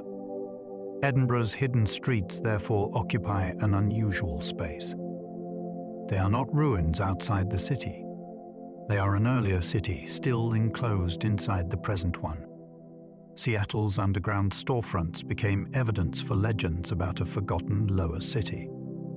After a major fire in the 19th century, Seattle rebuilt parts of its center at a higher street level. New roads rose above the old pavements, leaving former shop entrances and walkways beneath them. Sections of this lower city still exist and can be visited on organized tours. The preserved windows and doorways make it easy to imagine that an entire population once vanished underground. In reality, businesses gradually moved upstairs while the old level became storage and service space. Yet legends claim some residents refused to leave. Others say criminals used the hidden passages to move between buildings unseen. The darkness and uneven construction encouraged stories of hauntings. Visitors sometimes report voices or figures standing near sealed doorways. There are also rumors that unknown tunnels extend beyond the areas shown publicly. Much of the underground has been altered or closed, so complete mapping is difficult. Seattle's buried storefronts prove that a city can raise its streets and leave a functioning world underneath. The legend begins where the tour route ends. Mexico. City taxi legends warn passengers about drivers who never appear twice. One common account begins when a passenger enters a taxi late at night. The driver knows personal information that was never shared and offers a warning about the journey ahead. When the passenger arrives, the vehicle disappears before payment can be made. Later, the license number is linked to a driver who died years earlier. Another version involves a cab that follows a route through streets that no longer exist. Mexico City's enormous size and shifting road system make such stories surprisingly convincing. Taxis can appear anonymous, and a passenger may never encounter the same driver again. Real concerns about unlicensed vehicles also blend with supernatural rumors. Some people interpret these stories as protective encounters. The mysterious driver arrives when someone is in danger and changes the route without explanation. Others see the taxi as a final journey offered to people nearing death. The most intriguing accounts include receipts from companies that closed long ago. The passenger reaches home safely, but the driver seems to belong to another version of the city. Hong Kong apartments sometimes receive discounted rents after unexplained deaths occur inside. Property agents may disclose when a serious incident has taken place in a home. Such apartments can become difficult to rent because many buyers fear lingering spiritual effects. The reduced price then attracts people willing to accept the history. This real practice has inspired legends about flats that remain occupied by former residents. Tenants report lifts stopping on the wrong floor or lights switching on inside locked rooms. Some buildings develop reputations that affect every unit, even when the original event occurred elsewhere. The intense property market adds another layer to the mystery. A dramatic discount may be the only way someone can afford a desirable location. That forces a strange decision between financial opportunity and supernatural risk. Some people believe developers minimize histories to protect prices. Others search public records before signing anything. The legend becomes especially powerful when several tenants leave the same flat early. Perhaps they were influenced by expectation. Perhaps the building carries a memory stronger than the contract. In Hong Kong, even a haunting can become part of the market value. Singapore's ghost bride stories connect modern housing estates with older spiritual customs. A ghost marriage traditionally joins a deceased person with a living or dead partner through ritual. Stories surrounding the practice have entered modern urban life. Residents sometimes report seeing a woman in ceremonial clothing near a housing block after midnight. She may ask for directions or offer a red envelope. Accepting the gift is said to create an unwanted bond. In other versions, a family arranges a symbolic marriage, so a deceased relative will not remain lonely. The ritual itself has historical roots, though the supernatural encounters are harder to verify. Singapore's modern architecture gives these tales an unusual setting. A figure dressed for an older ceremony appears beneath electric lights and security cameras. Some people interpret sightings as misunderstandings involving real celebrations. Others believe spirits continue following customs even when the surrounding city has changed. The legend often includes one warning: never take an object from the bride. A simple act of politeness could be understood as consent to a ceremony the living person never intended to join. Seoul's Red Mask Woman became one of Asia's most recognizable street legends. The story describes a woman whose face is hidden behind a red mask. She approaches strangers and asks whether they think she is beautiful. Any answer can lead to danger, because the question is not really seeking reassurance.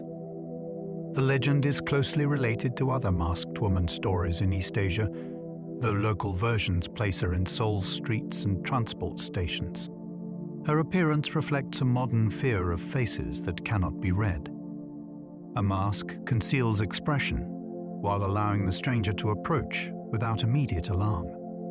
Reports became especially powerful during periods when face coverings were already common. Some people claim the woman moves unusually quickly or appears again after being avoided. Others say she targets people who stare. There is no confirmed individual behind the legend. It may have spread through school rumors and online retellings. Yet the encounter feels disturbingly possible, because nothing supernatural happens at first. A masked stranger asks one ordinary question. The danger begins only when the listener realizes there may be no safe reply. Kuchisai Kana reportedly caused schools to change how children traveled home. During a major panic in Japan, children were warned about a masked woman who approached them after school. She asked whether they considered her beautiful.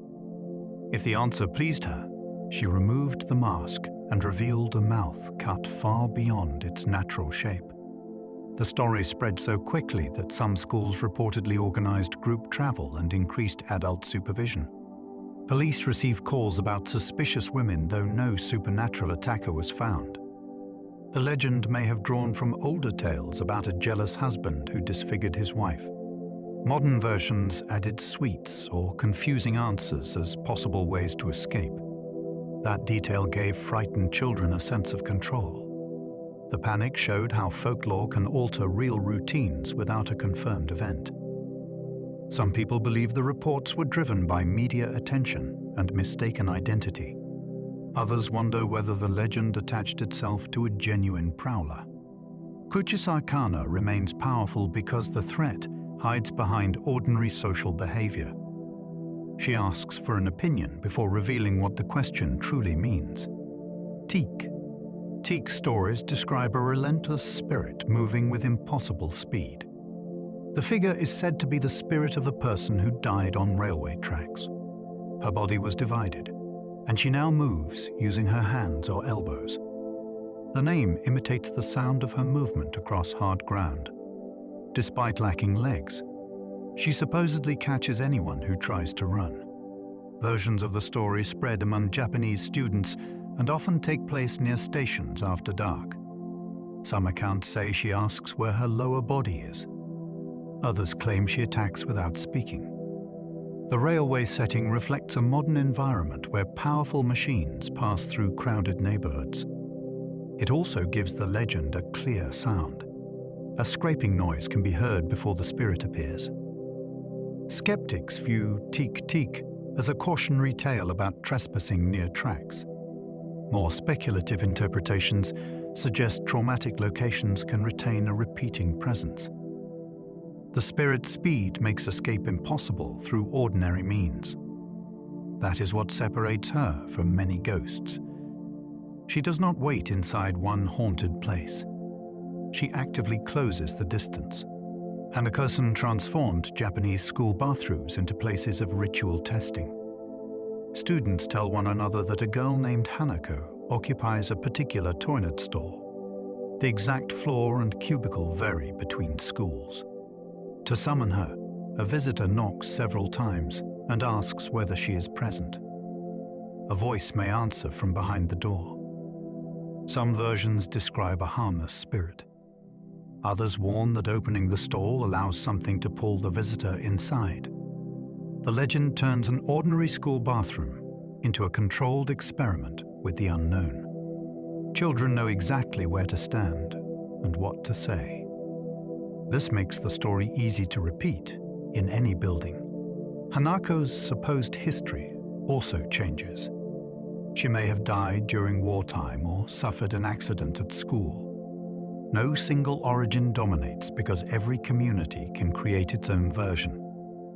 The bathroom setting matters because it offers privacy away from teachers. It is one of the few school spaces where a child can be alone. The ritual asks whether that privacy truly means nobody else is there. AKA, Manto legends force victims to choose between two deadly colors.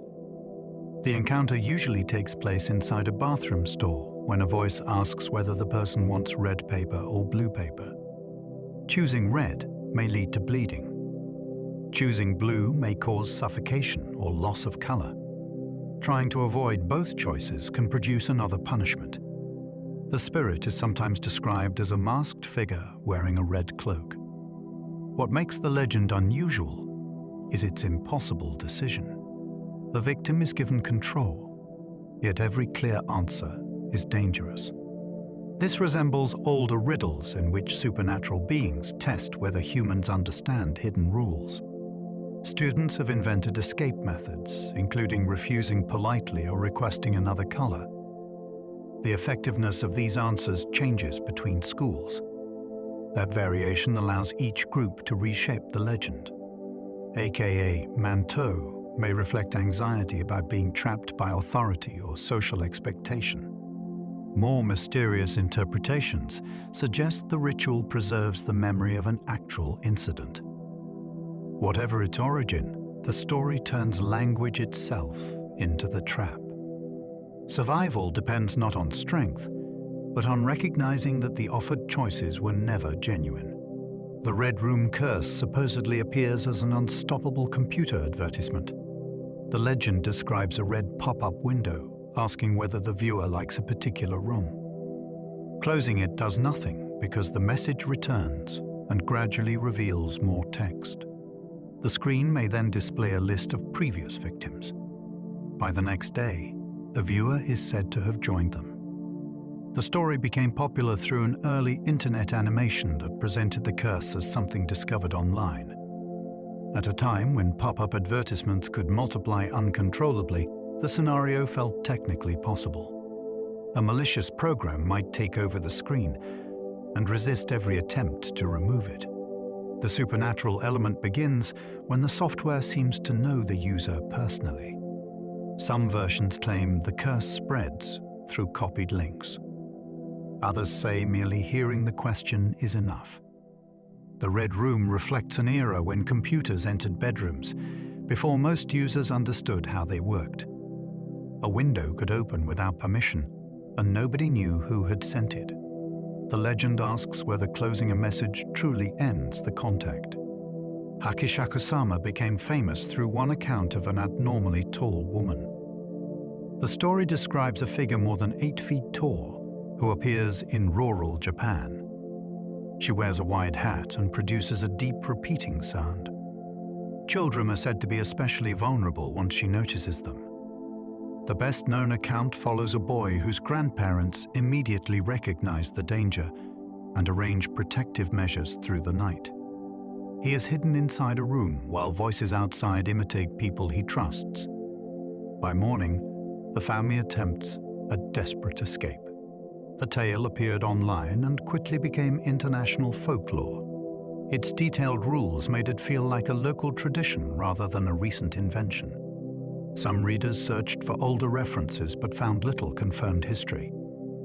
That absence has not weakened belief. Instead, It created the idea that the family suppressed the story for generations. Hakisha Kusama combines enormous height with patience. She does not simply attack. She watches and learns familiar voices. The legend suggests that once she chooses someone, distance and locked doors may only delay what follows. India's Monkey Man panic produced injuries without confirming any single attacker. In Delhi during the early 2000s, residents reported a strange figure moving across rooftops at night. Witnesses described claws and glowing eyes. Some said the creature wore a helmet or mechanical equipment. Others believed it was an animal capable of impossible jumps. Fear spread rapidly through crowded neighborhoods during hot nights when many people slept outdoors. Several injuries occurred as residents fled from suspected sightings or fell from buildings. Police investigated and even offered a reward, yet no clear attacker was identified. Some incidents involved pranks or mistaken animals. The descriptions varied so widely that one creature could not easily explain them all. This led to theories about experimental technology or a coordinated attempt to create panic. Skeptics saw a classic case of mass fear feeding on itself. Every noise became evidence because people were already watching the rooftops. The Monkey Man remains disturbing for one reason. Even if no creature existed, the panic still moved through the city as though something real were hunting above it. Delhi's mysterious braid-cutting incidents affected hundreds of frightened households. Women across parts of northern India reported that sections of their hair had been cut without explanation. Some said they felt dizzy before discovering the missing braid. Others described a sudden presence inside locked homes. The incidents spread quickly through neighborhoods and produced intense fear. Families installed stronger locks and kept watch through the night. Police struggled to identify a consistent method or suspect. In some cases, hair may have been cut accidentally or deliberately by someone known to the victim. A few reports were linked to insects or medical conditions, though these explanations did not satisfy every family. Rumors blamed witches and organized gangs. More unusual theories suggested an unknown force was collecting hair for rituals. The panic became self-reinforcing because each new report gave frightened residents another pattern to expect. Yet the physical hair was often genuinely missing. That detail separated the incidents from a rumor with no trace. Something had happened. The unresolved question was whether hundreds of cases shared one cause or many completely different ones. The Nail BA legend inspired residents to write protective messages on doors. In parts of India, stories warned of a spirit that wandered through neighborhoods at night and knocked on doors. It called residents by name, using the voice of someone familiar. Anyone who opened the door risked being taken away. To protect their homes, people wrote "Nail Bar" outside, which means "come tomorrow." The message supposedly forced the spirit to postpone its visit. When it returned the next night, it encountered the same instruction and remained trapped in an endless delay. The legend became visible across real communities because the words appeared on walls and entrances. This turned private belief into a public defense system. Some accounts connect the story with concerns about strangers or unexplained disappearances. Others describe it as a warning against answering doors after dark. The most fascinating element is the solution. The spirit cannot be defeated, but it can be managed through language. A simple written phrase creates a rule stronger than the entity itself. The door stays closed because tomorrow never becomes today. African Tokoloshe stories influenced how some people raised their beds at night. The Tokoloshe is described in southern African folklore as a small, supernatural being capable of entering homes and causing trouble. Some traditions say it becomes difficult to see after drinking water or using magic. One widely repeated defense is to raise the bed on bricks so the creature cannot reach the sleeper. This practice gave the legend a physical presence inside ordinary bedrooms. Furniture arrangement became a form of protection. Descriptions vary greatly between regions. The tokoloshe may be mischievous or dangerous. It can be sent by someone with harmful intentions or encountered independently. Some people interpret the stories as explanations for sleep paralysis and nighttime fear. Others believe the being belongs to a hidden layer of reality that modern thinking ignores. Colonial observers often dismissed the tradition without understanding its social meaning. Yet belief remained strong because the tokoloshe offered a name for experiences that happened when people felt most vulnerable. Raising the bed did more than create distance. It gave the sleeper one practical action against an unseen threat. South American Hitchhiker legends connect mysterious strangers with fears of stolen body fat. Across parts of the Andes, stories describe pale outsiders who attack travelers and remove their body fat.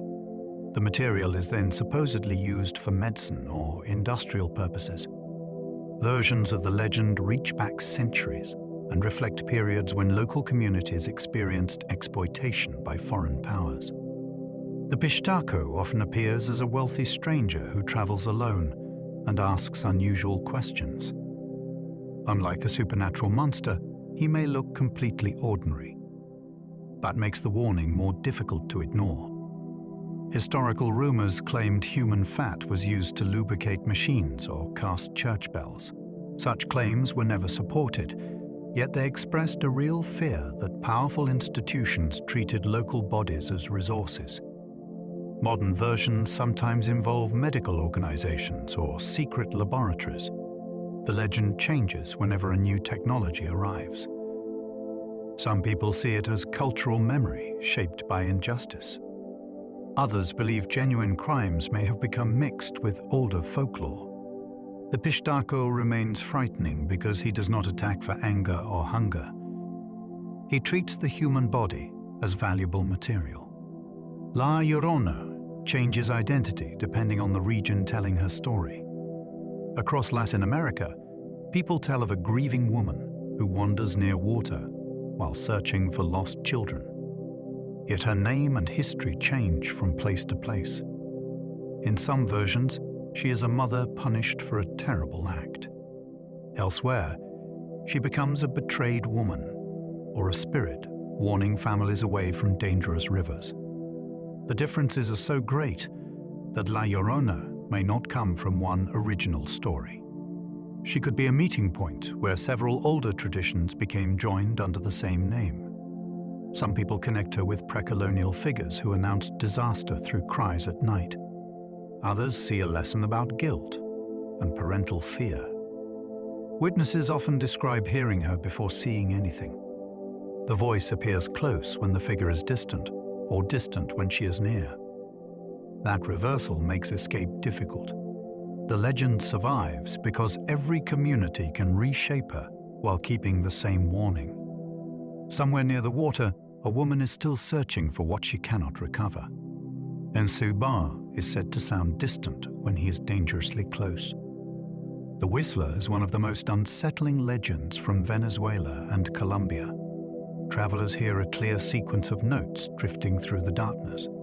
The sound seems far away, which should be reassuring. According to the legend, that means the figure is already nearby. When the whistle sounds close, he may still be at a safe distance. This impossible rule turns hearing into a trap. People cannot trust the direction or strength of the sound. El Silbar is often described as unusually tall and thin. He carries a sack said to contain bones, though his full story varies between regions. Some versions portray him as a man cursed after attacking his own family. Others make him a warning against cruelty or reckless behavior. Dogs are sometimes said to detect him before humans do. The legend fits the open plains where sound can travel in confusing ways after dark. Yet natural echoes do not explain every account. The fear begins when a familiar whistle refuses to obey distance. The wandering Jew legend traveled through Europe for more than a millennium. For centuries, stories described a man condemned to walk the world until the end of time. His identity changed between versions, but the central idea remained stable. He had supposedly mocked or refused help to Jesus and was punished with endless life. Medieval travelers claimed to have met him in distant cities. Later, pamphlets presented conversations with him as though they were recent news. The legend became a way to explain why the same stranger seemed to appear across generations without aging. It also carried harmful religious prejudice and was used to reinforce suspicion toward Jewish communities. That history matters because folklore can preserve cruelty as easily as mystery. Yet the deeper idea reached beyond one culture. Many traditions imagine a person who cannot die and must witness history without belonging to it. Some people have suggested that recurring reports of ageless travelers helped maintain the story. More likely, each age reinvented the figure for its own concerns. The wanderer remained because eternal life sounded less like a gift than an endless sentence. Spring-heeled Jack terrorized Victorian Britain with reports of impossible leaps.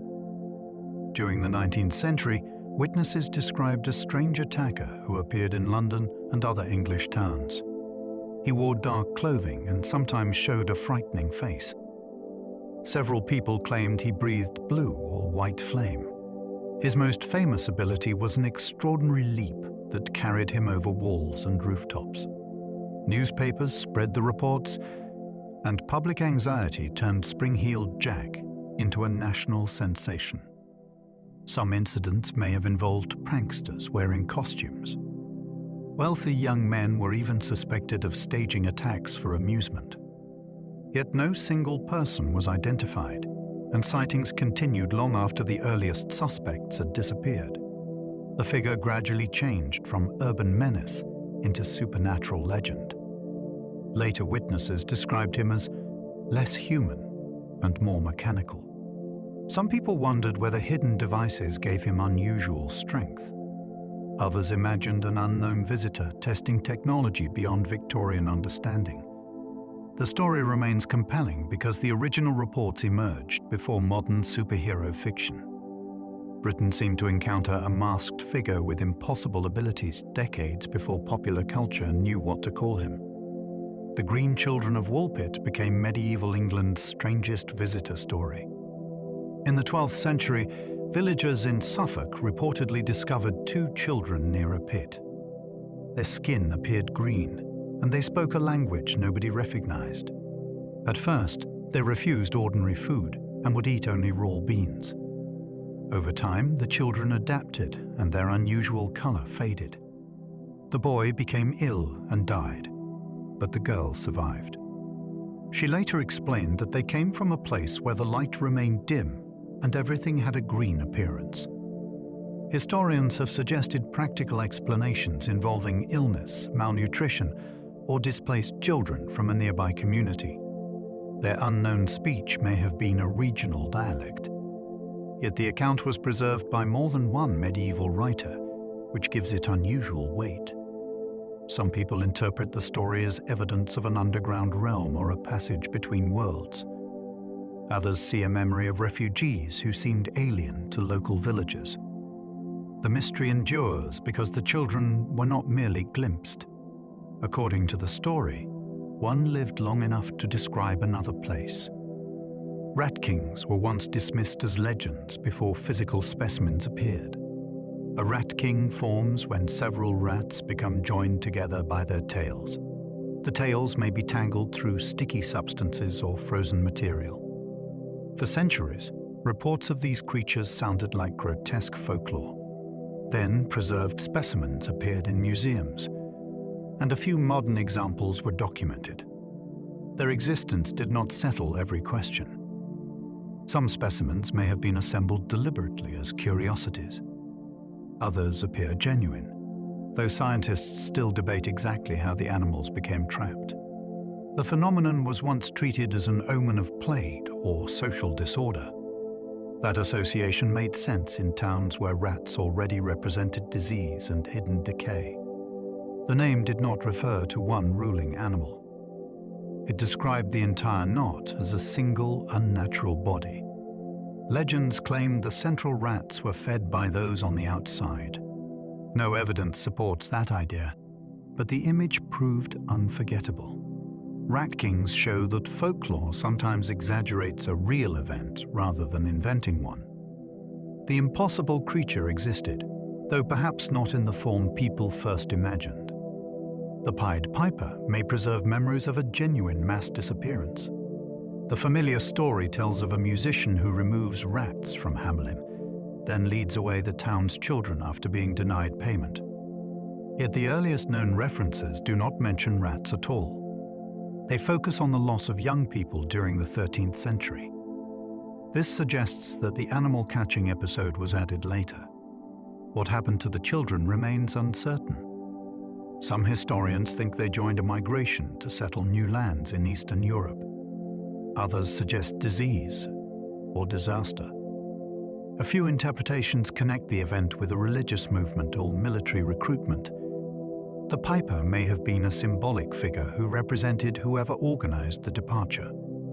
The town itself preserved the date of the loss with unusual seriousness. That has led some people to believe a real event stands behind the legend. The most mysterious detail is not how the children left. It is why the community transformed the event into a story about music and betrayal. Perhaps folklore gave shape to a disappearance too painful to explain directly. Resurrection Mary became Chicago's most famous roadside ghost through repeated independent reports. Drivers traveling near Resurrection Cemetery have described a young woman wearing a pale dress. She appears beside the road and asks for a lift. During the journey, she becomes silent as the car approaches the cemetery. Then she vanishes from the seat or steps from the vehicle before disappearing near the gates. Reports have circulated for decades, and several witnesses claimed no previous knowledge of the legend. One driver said, "A woman left marks on the cemetery bars after he tried to follow her. Those marks were later explained as damage from another cause, yet the story continued. People have attempted to identify Mary with several young women who died in accidents, but no candidate fits every detail. The legend may combine many local tragedies into one recognizable figure. Still, the consistency of her appearance keeps belief alive. She is not described as threatening. She seems to be completing a journey. The mystery is why the same passenger appears to return whenever someone follows the road at the right hour. The Bell Witch legend influenced one of America's earliest supernatural investigations. In early 19th century Tennessee, the Bell family reported strange sounds and attacks inside their home. The unseen presence knocked on walls and pulled bedding from sleepers. It later developed a voice and began speaking with visitors.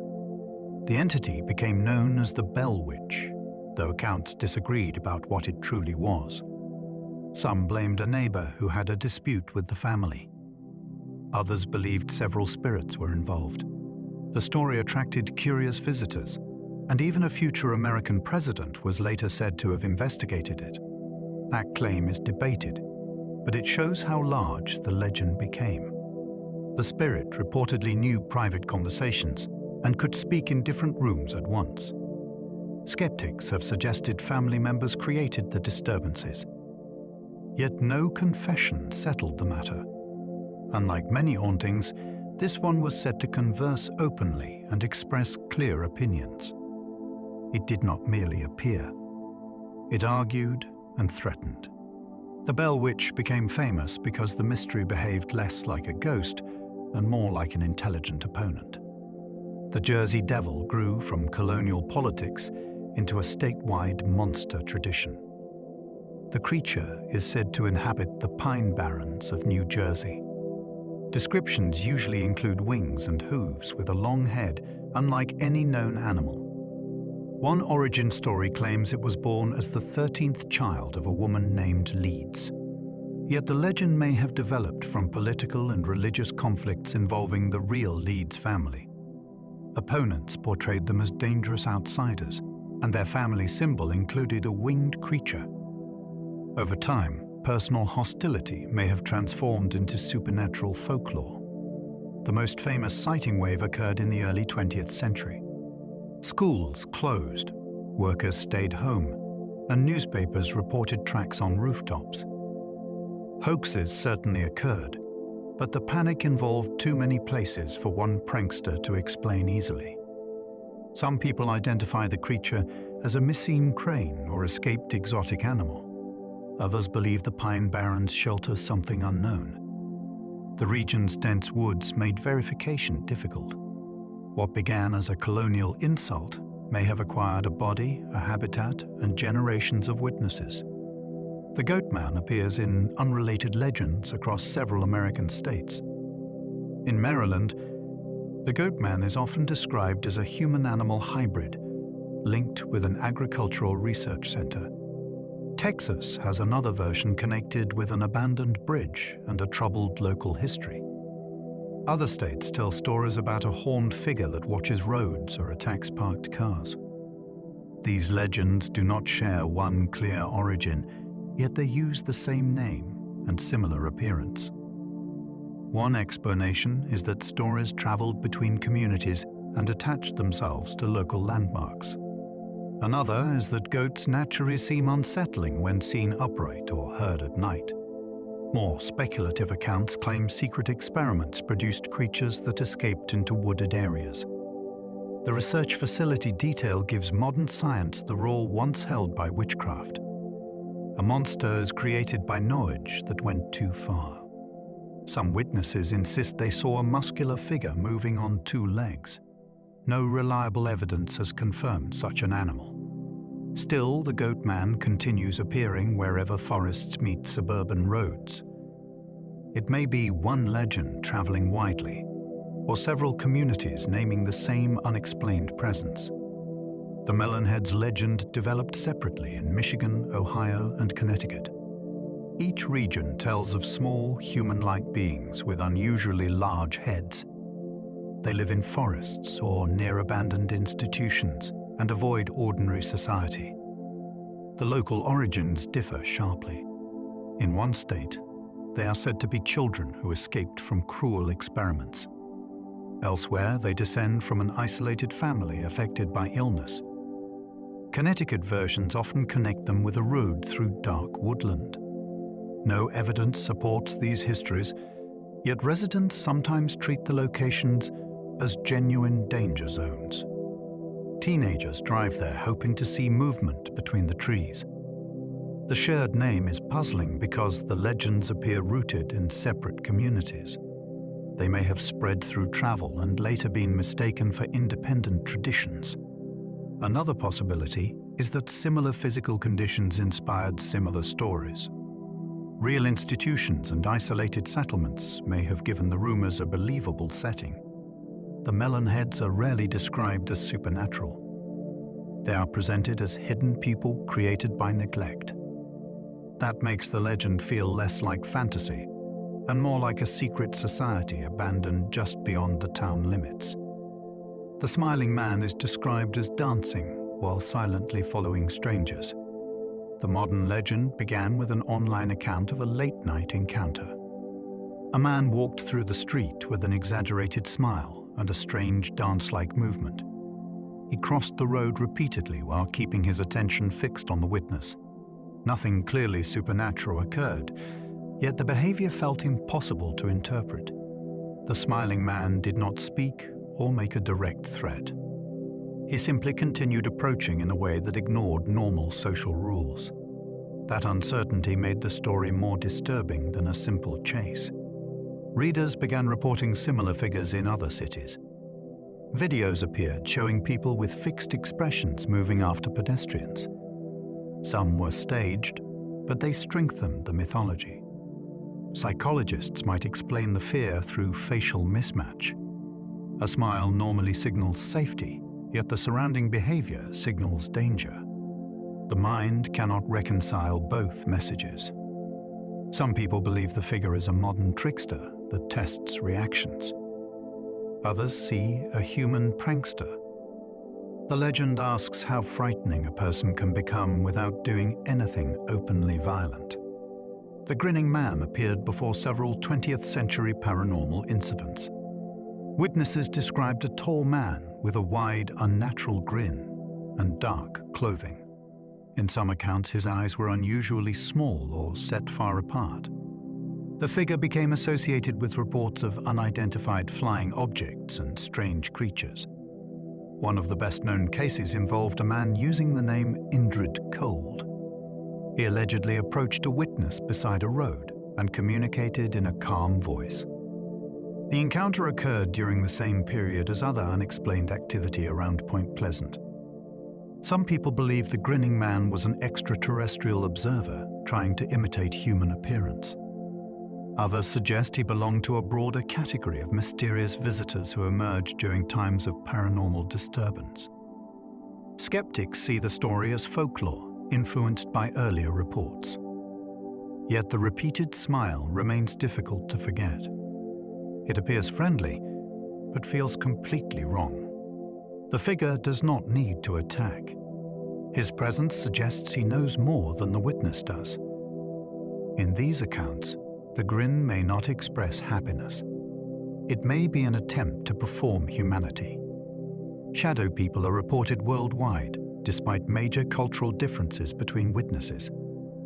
People often describe dark, human-shaped figures seen at the edge of vision or standing inside bedrooms. The forms appear solid but contain no visible features. Many reports occur during sleep paralysis, when the mind is partly awake while the body remains unable to move. That condition can produce convincing hallucinations. Yet, not every sighting happens in bed. Some witnesses see a shadow cross a hallway or watch from a doorway in daylight. Children and adults from different backgrounds describe similar shapes without sharing the same beliefs. One recurring figure appears to wear a broad-brimmed hat. Some people interpret these beings as spirits or visitors from another dimension. Others believe the brain creates them when visual information is incomplete. The fact that they lack details may help the mind project fear onto them. Still, witnesses often insist the darkness behaved independently from the surrounding light. A normal shadow follows an object. These figures seem to choose where they stand. The mystery begins when the absence of features feels more intentional than empty. Doppelganger legends sometimes portray a person's double as a warning of death. A doppelganger looks exactly like a living person but behaves strangely or appears where that person cannot be. European folklore often treated such encounters as omens. Seeing your own double could mean serious illness or approaching death. Famous historical figures were later said to have witnessed copies of themselves shortly before dying. Some reports involve relatives who see a person arrive home before learning they were somewhere else. The double may remain silent or vanish when approached. Modern psychology offers explanations involving mistaken identity and altered perception. Neurological conditions can also produce the sensation of seeing oneself outside the body. Yet these explanations do not cover cases with several witnesses. Some people believe a doppelganger is a temporary copy created during emotional crisis. Others imagine alternate lives briefly overlapping. The figure is frightening because it challenges identity at its most basic level. A ghost belongs to someone dead. A double suggests the living person may already have been replaced, divided, or seen from a future they have not reached. Phantom time slips allegedly transport ordinary pedestrians into earlier versions of cities. A person turns down a familiar street and notices that modern traffic has disappeared. Clothing and shop signs belong to another decade. The experience may last only minutes before the surroundings return to normal. Liverpool is frequently connected with such stories, especially around streets that changed greatly over time. Witnesses sometimes report entering a shop that no longer exists. Others describe people who ignore them completely. Skeptics suggest memory errors or brief episodes of disorientation. Film sets and historical events could also explain some cases. Yet certain accounts intrude details the witness supposedly learned only afterward. Believers argue that places may retain moments from their own history. Under rare conditions, a pedestrian could move through that memory instead of the present. Another theory suggests time is layered rather than strictly linear. The city has not lost its earlier versions. They remain beside the current one and occasionally become accessible. A time slip is not a journey through a machine. It begins with one ordinary step taken at the wrong corner.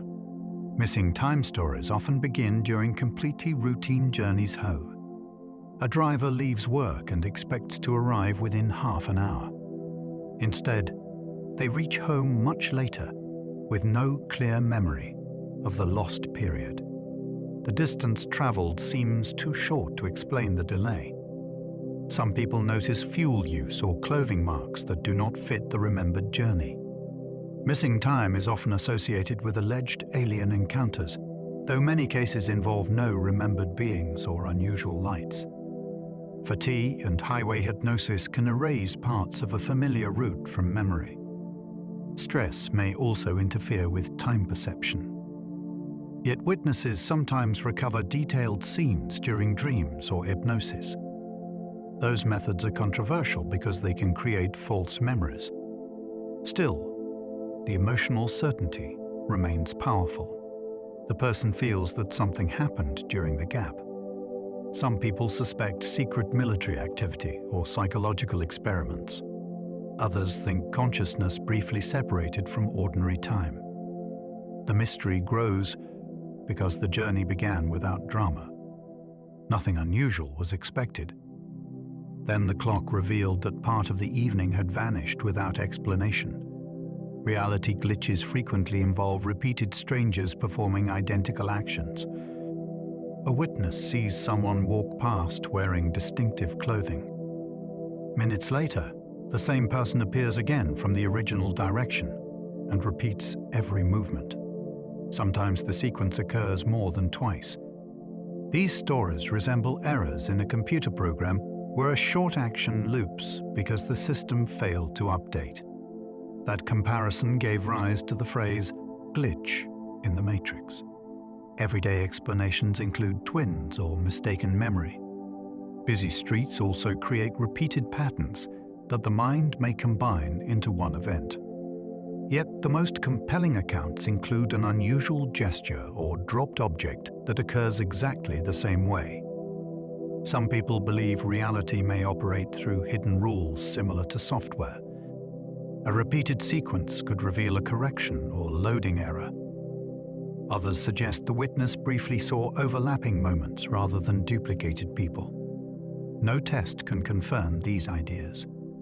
Still, repetition feels especially unnatural because human behavior is rarely exact. When a stranger performs the same small action twice, the street stops feeling random. It begins to look like a scene being replayed. Mandela effect legends suggest collective memories may originate from alternate timelines. Large groups sometimes remember a name or image differently from the version found in records. The effect was named after people who recalled Nelson Mandela dying in prison long before his actual death. Common examples involve spelling and lines from popular culture. Psychologists explain the pattern through memory shortcuts and social reinforcement. Similar mistakes can arise because the false version feels more familiar or logical. Yet some people believe the memories are not mistakes at all. They argue that reality changed while certain minds retained details from an earlier timeline. Another theory connects the effect with large scientific experiments that may have altered the structure of the universe. There is no accepted evidence for such claims. Still, the experience can be deeply unsettling when many strangers remember the same incorrect detail with confidence. personal memory feels private, but collective memory seems harder to dismiss. The Mandela effect transforms a small discrepancy into a question about reality itself. Perhaps history stayed the same and minds changed. Or perhaps minds stayed the same while history moved around them. Secret society rumors gather around buildings with unusual symbols or restricted rooms. A carved emblem above a doorway can inspire years of speculation. People notice sealed upper floors or entrances guarded more carefully than expected. Soon, the building becomes linked with a hidden organization. Universities and government offices attract such stories because they already contain private spaces. Hotels and clubs create similar rumors when only certain members can enter. Some secret societies genuinely exist and use ceremonies, symbols, and selective membership. That reality makes exaggerated claims easier to believe. Legends may describe underground chambers where influential people turn events away from public view. Others suggest architectural details encode messages visible only to insiders. Skeptics point out that old buildings often contain decorative symbols with forgotten meanings. Restricted rooms may hold equipment or records. Yet official explanations rarely satisfy people who feel the design is too deliberate. The mystery is strengthened by exclusion. A closed door creates a story because most people cannot inspect what lies behind it. Once secrecy becomes visible, every ordinary detail can begin to look like proof. Black helicopter legends expanded whenever unexplained aircraft appeared above quiet communities. Residents began reporting unmarked dark helicopters hovering near homes and rural land. Some believed they belonged to secret government units monitoring citizens. Others connected them with livestock mutilations or unidentified flying objects. The aircraft often appeared without visible markings and left before anyone could identify them. Military and law enforcement helicopters sometimes operate without obvious insignia, which explains many sightings. Yet official uncertainty allowed broader theories to develop. During periods of political distrust, black helicopters became symbols of hidden surveillance and approaching control.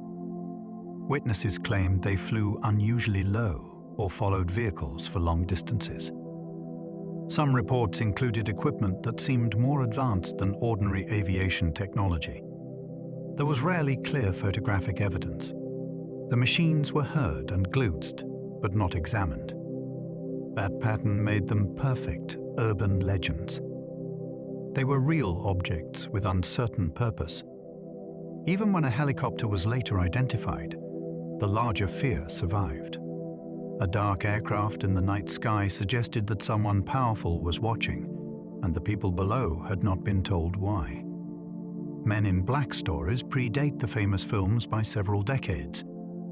Early UFO witnesses sometimes reported visits from strangers wearing dark suits. The men warned them not to discuss what they had seen. Their behavior was often slightly wrong. They asked basic questions about ordinary objects or spoke in unnatural voices. Some appeared unfamiliar with common food. Witnesses also described pale skin and unusual facial features. This led to two competing interpretations.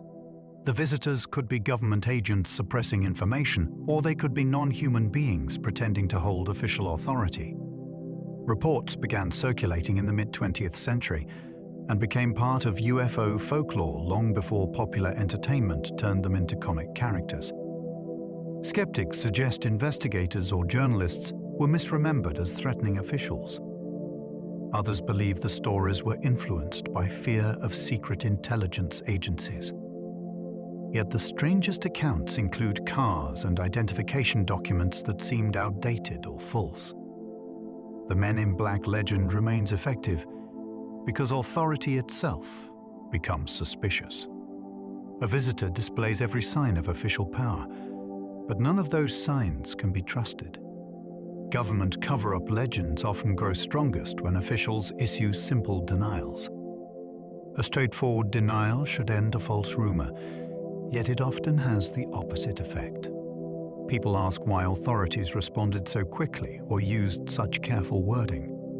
Missing details become evidence that the truth is being managed. This creates a difficult problem. Silence appears suspicious, but explanation also appears suspicious. Historical examples of genuine secrecy have made public doubt understandable. Governments have hidden experiments and intelligence operations before.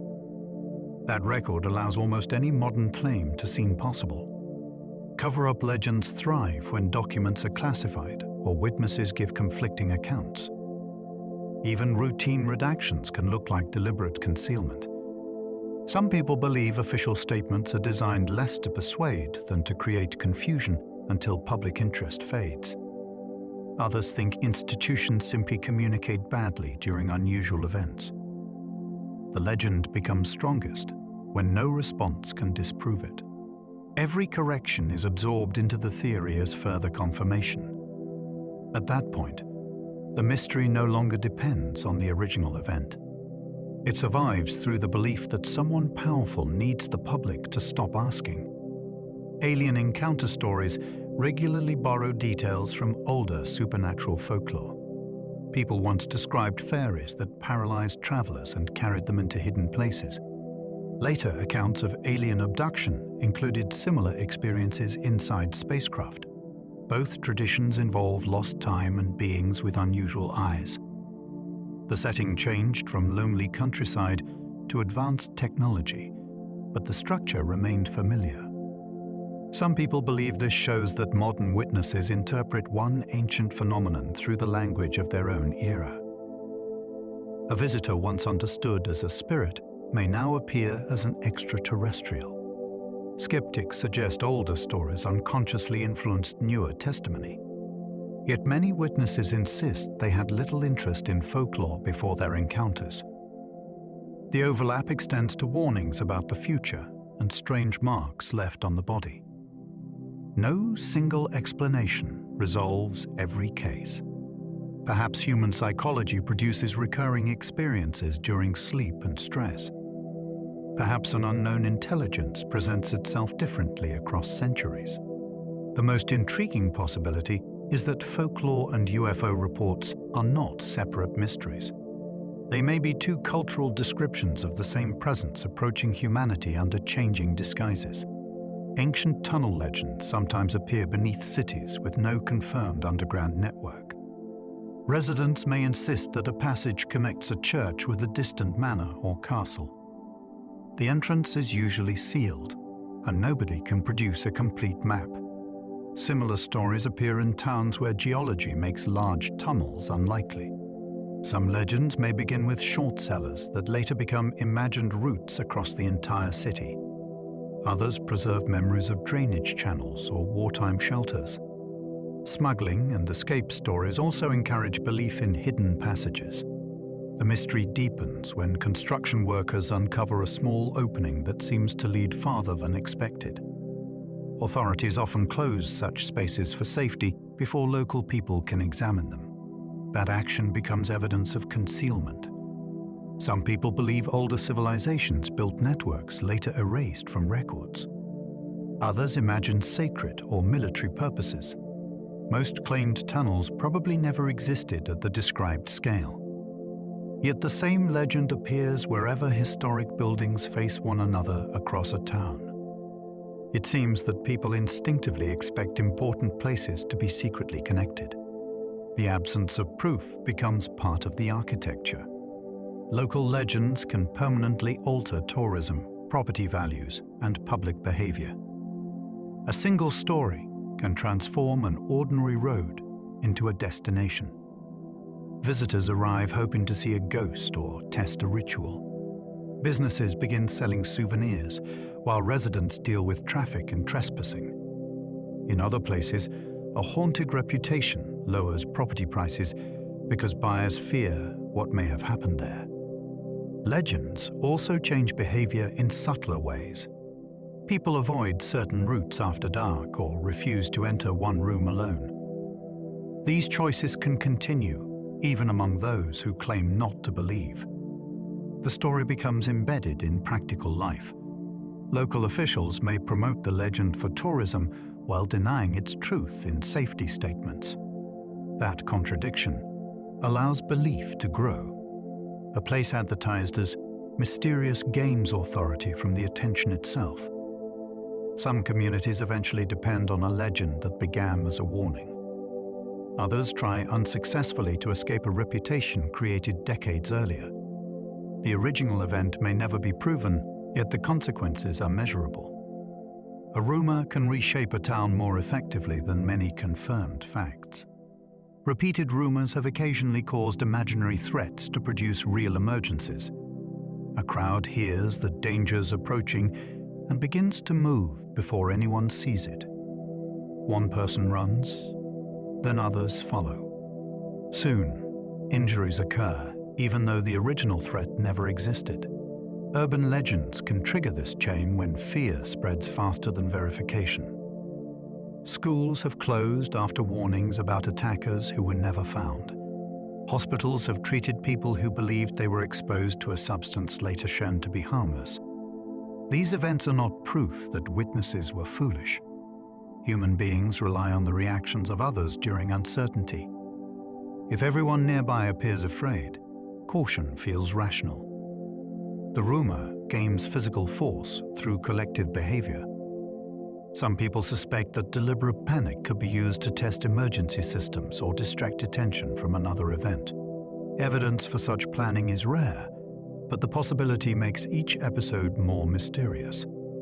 The imaginary threat disappears once investigated. The evacuation and injuries remain.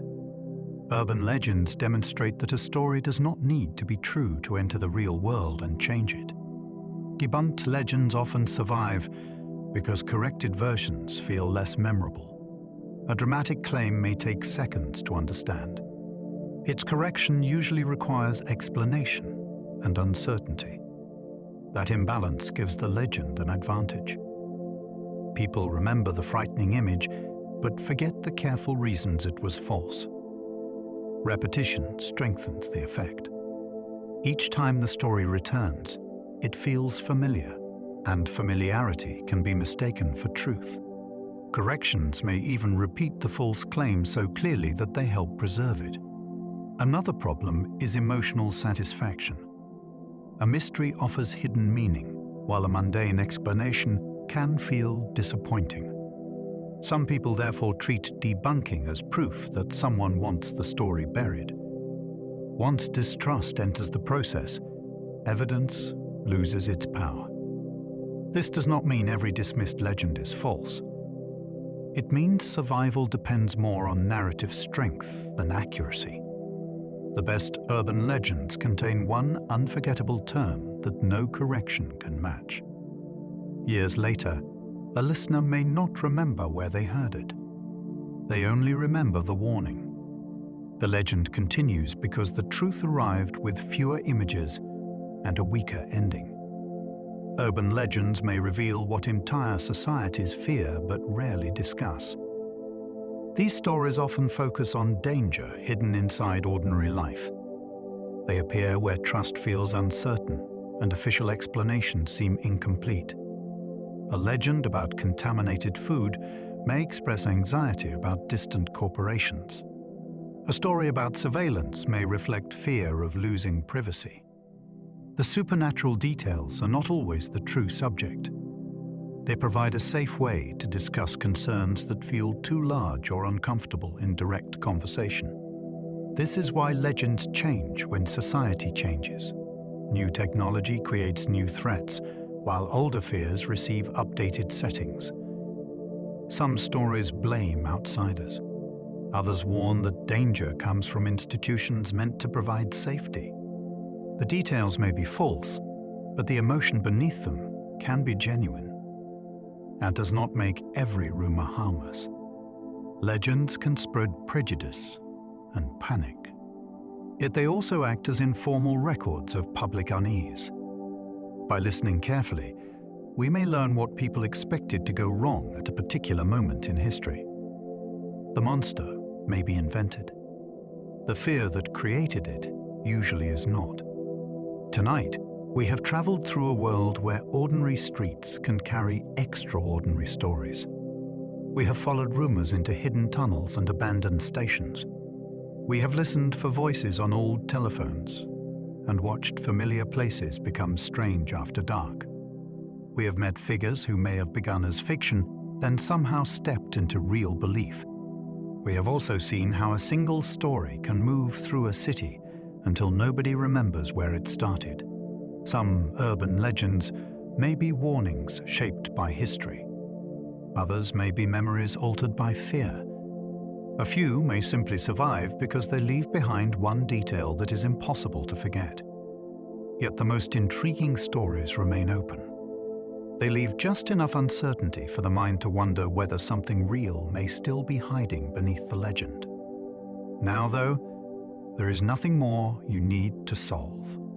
Let the streets grow still in your imagination. Let the old signals fade.